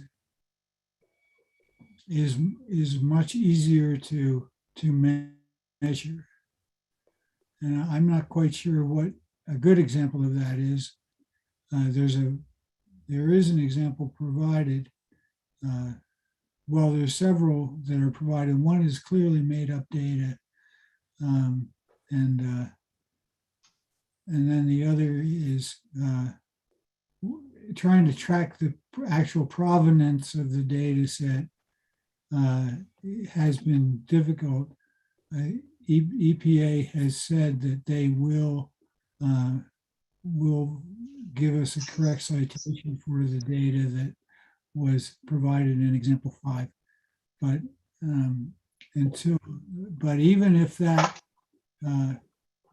if those data kind of work out as being, I mean, there was some concern that data was just made up also, but the indications seem to be, although we haven't gotten a precise citation yet, the indications seem to be that this is actually real data.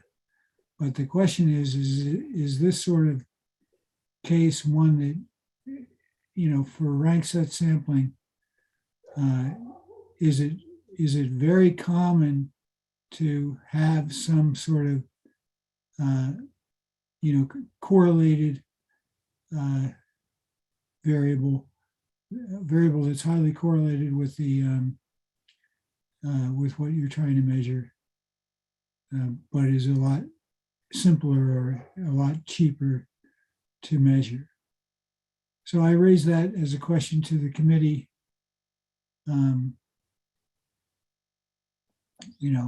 Does this rank set sampling, does it really make sense for EPA, or sorry, for the, not just EPA, all the agencies to to promote, or is it something that is that you would run into very rarely, or you'd have to search for an example, search hard for other examples? So, so is that a reasonable, without Dr. Smith's input, I'm going to make the guess that that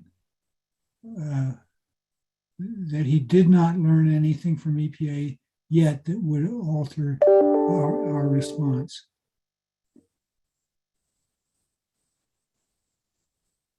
So Dan, let me give you my input on this, and everybody else for that matter. When we're talking about at least 2 radionuclides, maybe more, and you're going to use the easier to detect to correlate the concentrations of the hard to detect using the rank set sampling.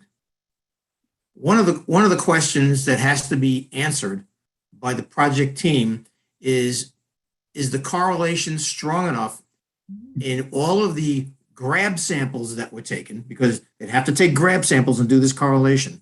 Is the correlation strong enough from all the grab samples that they've taken to have confidence that the rank set sampling is going to work in general?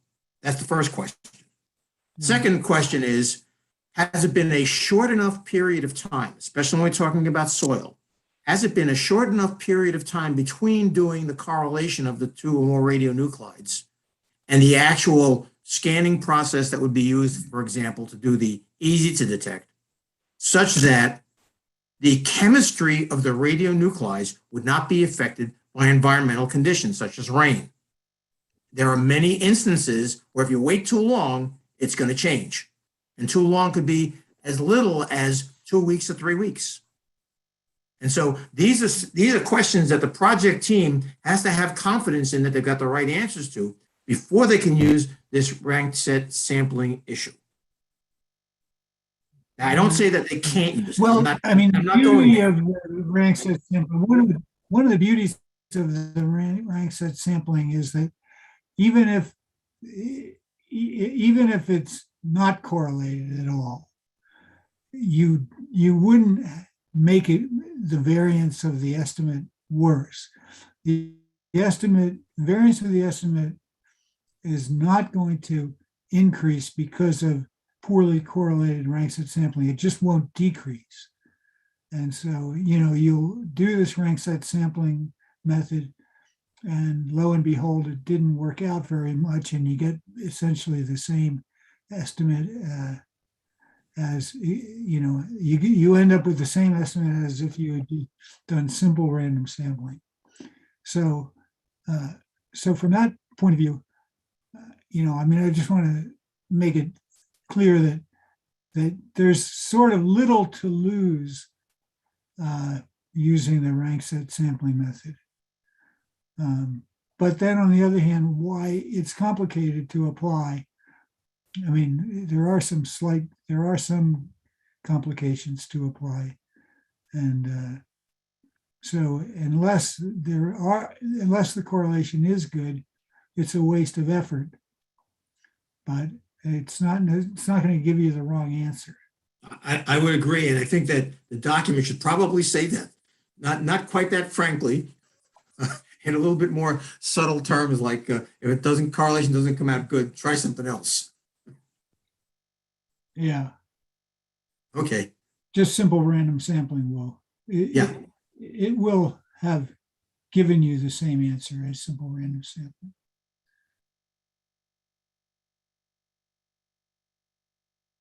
Or essentially the same answer. One thing that makes it a little complicated is if you try to do power calculations with the rank set sampling, for the rank set sampling approach, then you've got, all sorts of things show up, like the correlation, the actual true correlation. And so that would be a negative in terms of using the rank set sampling approach, that you just don't really know how much your power is improved. You think it's improved to some degree, but trying to establish, trying to really use a formula to calculate power for this involves a lot of, some unknowns, such as the true correlation between the so from that point of view, there are some drawbacks, but but if the cheap method is actually much cheaper, and even if it's then you're not going to lose too much by employing it. Just out of ignorance, is the power of this technique more based on a test of variance rather than I don't know, accuracy, or are you looking for both? Right. I mean, if you're in a situation where you do have a high correlation between the easy to measure and the not so easy to measure variable, then what happens is the estimate changes from what you get from simple random sampling, and the variance of that estimate is reduced. Now the problem is you don't really know by how much it's been reduced. I mean, there are some formula that would tell you, but they're complicated and they require that you know certain things you may not really know. And so that,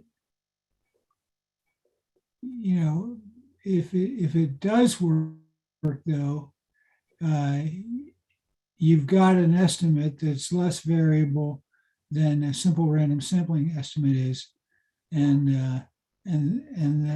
that's given you some information about the mean that's a little bit better than just doing simple random sampling. But to calculate the variance of the mean, it's much more complicated then to calculate so what's actually suggested in the MARSSIM manual that we're reviewing, what's actually suggested is that you use the mean, but then when you do confidence intervals for the result, you assume that you've got that mean from simple random sampling. So if you want to, or put a standard error on that estimate, use this, you forget about the fact that you got the estimate by using the rank set sampling approach, but the standard deviation or the standard error of that estimate is going to be according to their suggestion, you would just supply the same estimate as you get from simple random sampling. So the usual estimate. So it's not a great, you've improved, but you can't really tell by how much you've improved. So that to me is the drawback of using even in the best case situation of using this method. Well, thank you. It's just that I was wondering because, okay, so you may have improved on your ability to do to estimate the variance, but as Bob points out, if conditions change, it's the mean that you've improved. Oh, the estimate of, not the mean. variance. Yeah, the variance is the variance of that mean. That improved mean is something that's a little bit tricky to try to calculate, and is suggested that you just ignore the fact that you did rank set sampling when you calculate the standard error. So you're going to have an estimate of a mean that has a true standard deviation that's less than the reported standard deviation, but you don't know how much less. So, so you just ignore it, and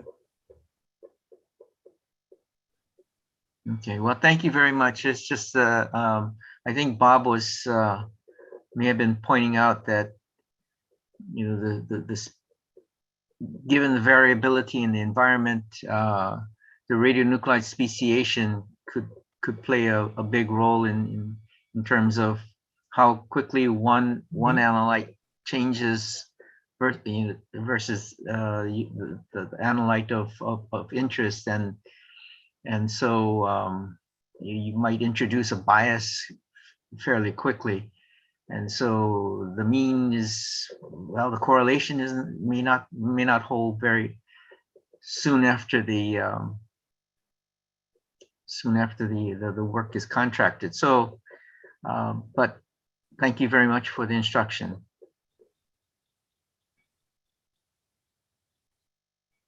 Okay, so I think I'm going to go with just saying that we haven't not learned anything from EPA that would alter the current response on this charge question. Is any objections to that?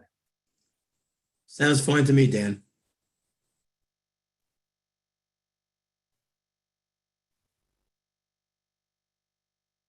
Okay, well, that moves us on to charge question 2.3, or section number 2.2.3, examples in chapter 5. There's no comments on 2.3 or no comments on charge question 2 at all. There's no comments on the lower bound of the gray region. That's section 2.3.1 or charge question 3.1. There's no comments on charge question 3.2. That's section 2.3.2. There's no comments on section 2.3.3 either.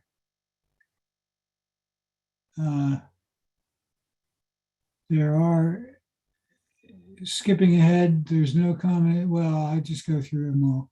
There's no comments on 2.3.4.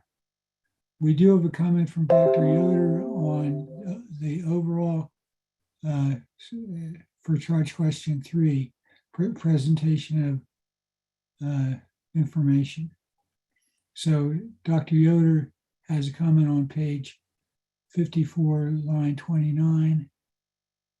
Let's see if we can pull up those two documents.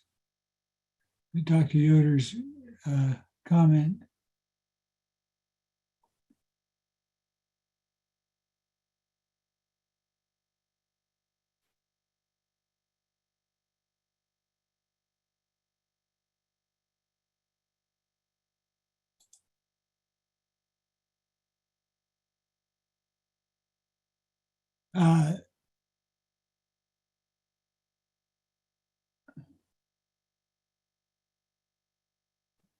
This is page 54. Yeah.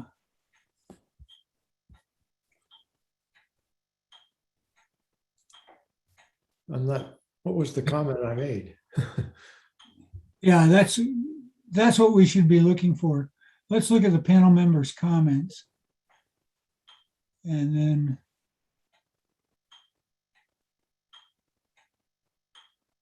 yeah. Oh, okay. It was just, yeah, okay. It just, there was a rule of thumb and I'm like, well, where was this rule of thumb introduced? Because I wasn't really sure I could find the rule of thumb. Yeah, okay, right. I think the rule of thumb, I believe, is referring to page 57, lines 24 to 29.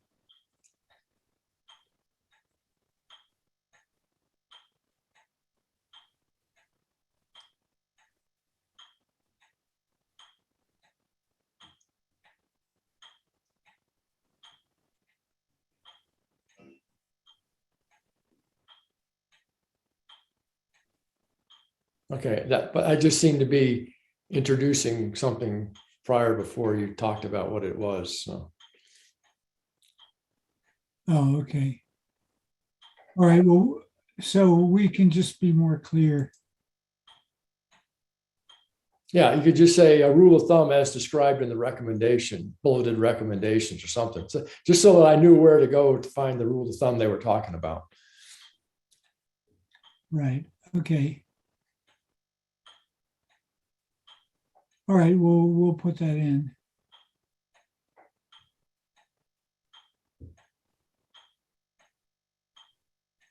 Because there's multiple rules of thumbs in the listed thing, and it's just like, okay, which one was the thing? Well, that brings us to the end of our point-by-point review of the comments that were submitted. We're up to the point in our schedule to receive any brief clarifying remarks from either EPA staff or NRC or members of the public.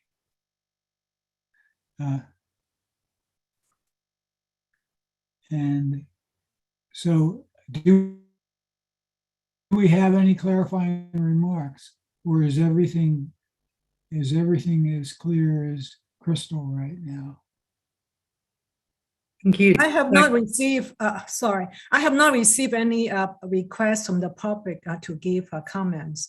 So Catherine, do you have any clarifying remarks? I think it's been great listening to the discussion today. I really appreciate the opportunity to listen into all the conversations on the various comments on the draft report. The only thing that I have heard so far that I would clarify is for the ranked set sampling. I think in a few cases during the discussion, there was a conversation about that there would be an easier to detect radionuclide that would stand in for that harder to detect radionuclide. And it's just some sort of easier to detect measurement or easier to measure aspect. And I think the example in the document that they worked with was soil particle size, which is not saying that it's always a radionuclide standing in for a radionuclide. It's sometimes some other aspect of the sample that could be measured that would give you that indication of the high, medium, low kind of qualification for the ranked set sampling. So that I don't think changes any of the discussion that's been had. I don't think that changes any of the comments, just as a clarification on the method itself. It does raise my question again, which is this a one-off? Is the example a one-off? Or is this something much that is commonly used or would be commonly used if people? Right, and I don't think I can answer your question there. I do have just the one example in the appendix that I am aware of at this time.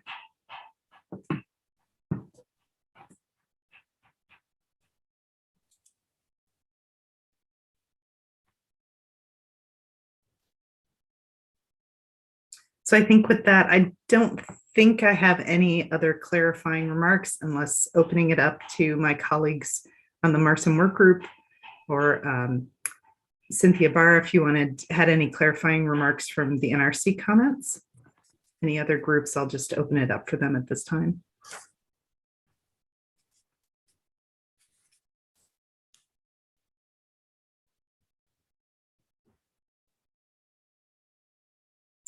All right, I'm sorry. I was just, yes, Cynthia? I would just say, no, I don't have any further clarifications. You guys addressed all my comments adequately. And again, I really appreciate the great comments that we got on the document. And I think it'll greatly improve the technical quality of the document. So we appreciate that. Thank you. Thank you, Cynthia. So with that, Dr. Stram, I don't think we have any other clarifying comments. Catherine, this is Ram speaking. Can you hear me? Yes, Dr. Bhatt. Yeah, my name is Ram Bhatt. I am from US Air Force. And it is a good discussion, a lot of on statistics. And my still person suggestion, I've been repeatedly telling that we should add a video if there is any problem of confusion on the statistics, like the variance, mean of variance. All these things we have to put a little good status, the video available, especially, for example, Khan Academy has a lot of information. Some may not be available. Then we have to develop that and explain, because even if you do 10 pages, all right, unless you give a good example, but with a video on, that will be very good. And that will be understood by the common man, work on the field. Many times the people on the field may not be having any idea of statistics. Even though I've taken a course in statistics, I forget all these things. Just today I see little understanding, again, type A, type B, all those things, again, confusion. So my feeling and my suggestion is to the committee that we should develop, because expertise are there, give a little thing about the video so that they can go and see the video or references rather than individuals referring. I was just looking for the Khan Academy when you were talking about variance and mean of variance. He's given some examples, but it's dedicated, it may not be dedicated towards the example of what we are discussing. Thank you very much. This is Ram speaking. Bye. Thank you, Dr. Bhatt. Any other? Yeah, this is Bobby, if Yes. I can say. Can you hear me? Yes, I can hear you. Yes, thank you. First of all, thank you to all members of this AB. They are really outstanding, and we're very honored to have those members review the guidance. We do appreciate that. I have just two comments. One comment on the how to detect radionuclide. As you know, we do not apply this to every kind of radionuclides that's hard to detect. We try to relate those radionuclides together. For example, we're looking at cesium and strontium. Strontium is beta emitter, whereas cesium is gamma emitters. We try to relate, and the behavior of both, they are somehow similar. So whether transport, whether in many other environmental transport uh, phenomenon that they may take place. So what we do, we assess the source first, and then we assess the contamination in the surface soil, and then do the lab measurements and try to establish the ranking correlation between both. And then we establish that. And again, those are selected radionuclides, not every kind of radionuclides. So they must be related to each other. So that's really the response to the question about the ranking and more details about it. The other issue, which is the hot particles, when you talk about the DCGLs and relationship between the hot particles and the area factor, I think the hot particles, they have different dosimetry, and they tend actually to increase the dose or to make the DCGL as much lower. In other activity, the concentration would be much lower than what we have. So actually, they tend to be more conservative. They are included, and it's not the area factor. It is the dose impact that's coming from other kind of pathways. It is not direct exposure as commonly we use for other radionuclides. We use these hot particles for inhalation and also maybe exposure to skin. Those are the area factors. And currently we have a contract actually with one of the labs of the DOE labs in order to assess the potential dose impact and how we deal with it for these hot particles. So hot particles a little bit more complicated. So to include it in the DCGL EMC. So it is something that we should refer actually to the how we derive the DCGL because we try to use it. Thank you. Thank you, Bobby. All right, I think that may be it from the MARSSIM work group. That was Cynthia Barr from the U.S. Nuclear Regulatory Commission, Ramachandra Bhatt from the U.S. Air Force, and Bobby Abu-Eid from the U.S. Nuclear Regulatory Commission commenting for the MARSSIM work group. Thanks, everyone.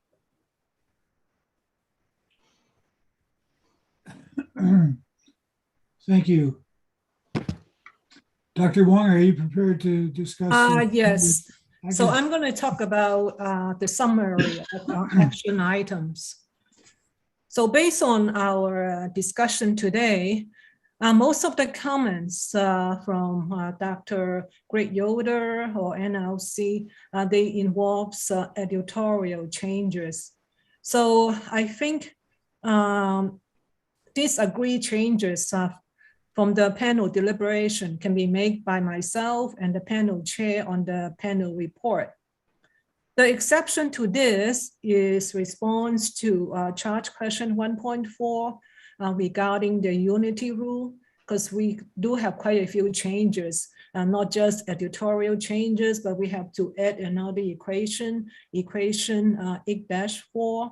And also we have to add a cautionary note about the discrete radioactive particles. So I think we should assign the lead discussant, Mr. Earl Fordham, to take the lead and make the applicable changes and then circulate to the team for this charge question. And the timeline is that the changes will be made and circulate to the team by December 14, that is next Tuesday. And then the team has to agree on the changes. And then we will incorporate the changes to the report. And we will revise the panel report and then circulate to the panel members for concurrence review, probably in mid-January. Considering that most of the panel members will be taking off for the holidays. So I think in mid-January, probably the reasonable timeline. So after the concurrence review, and then we received the concurrence from the other panel members, the revised report would then be submitted to the Charter SAB for quality review, probably by early February. So this is my proposed timeline. Is there any questions from the panel?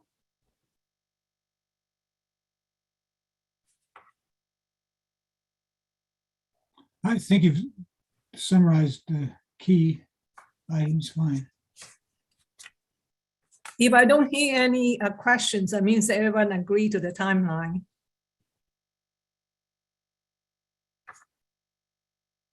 Correct? Yes. Yes, no problem. Happy holidays. Agreed. Okay. Got it.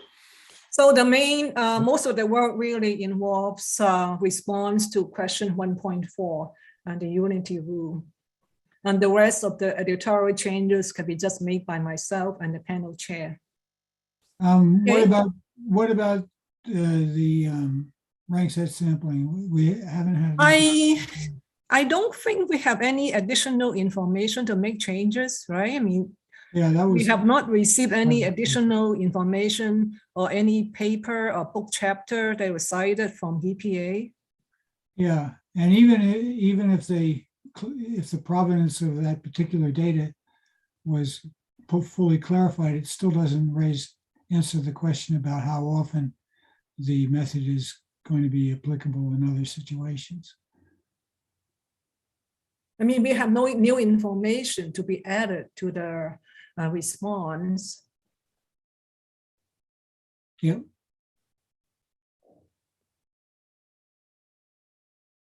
That means we will not make any changes in our response to one-sex sampling.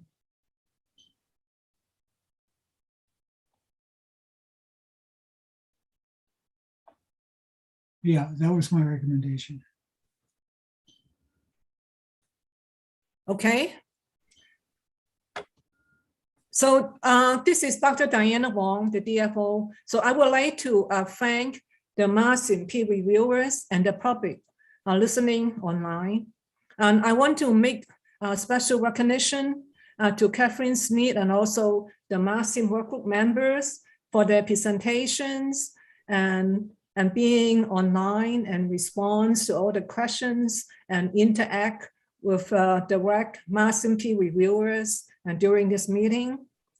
And I would also like to thank the panel chair, Dr. Daniel Stram, for his leadership and his technical expertise that guide the panel in preparation of the panel report. And finally, the MARSSIM peer reviewers deserve our special thanks for their hard work and robust deliberations and contribution that will lead to the recommendations and advice to the agency and also the other free agency in the finalizing the draft MARSSIM Revision 2 document. And this concludes our SAB augmented RAC meeting for the deliberation of MARSSIM panel draft report. Thank you. And I call the meeting adjourned. Thank you. Thanks Thank to you, Deanna. Thank you. Really appreciate it.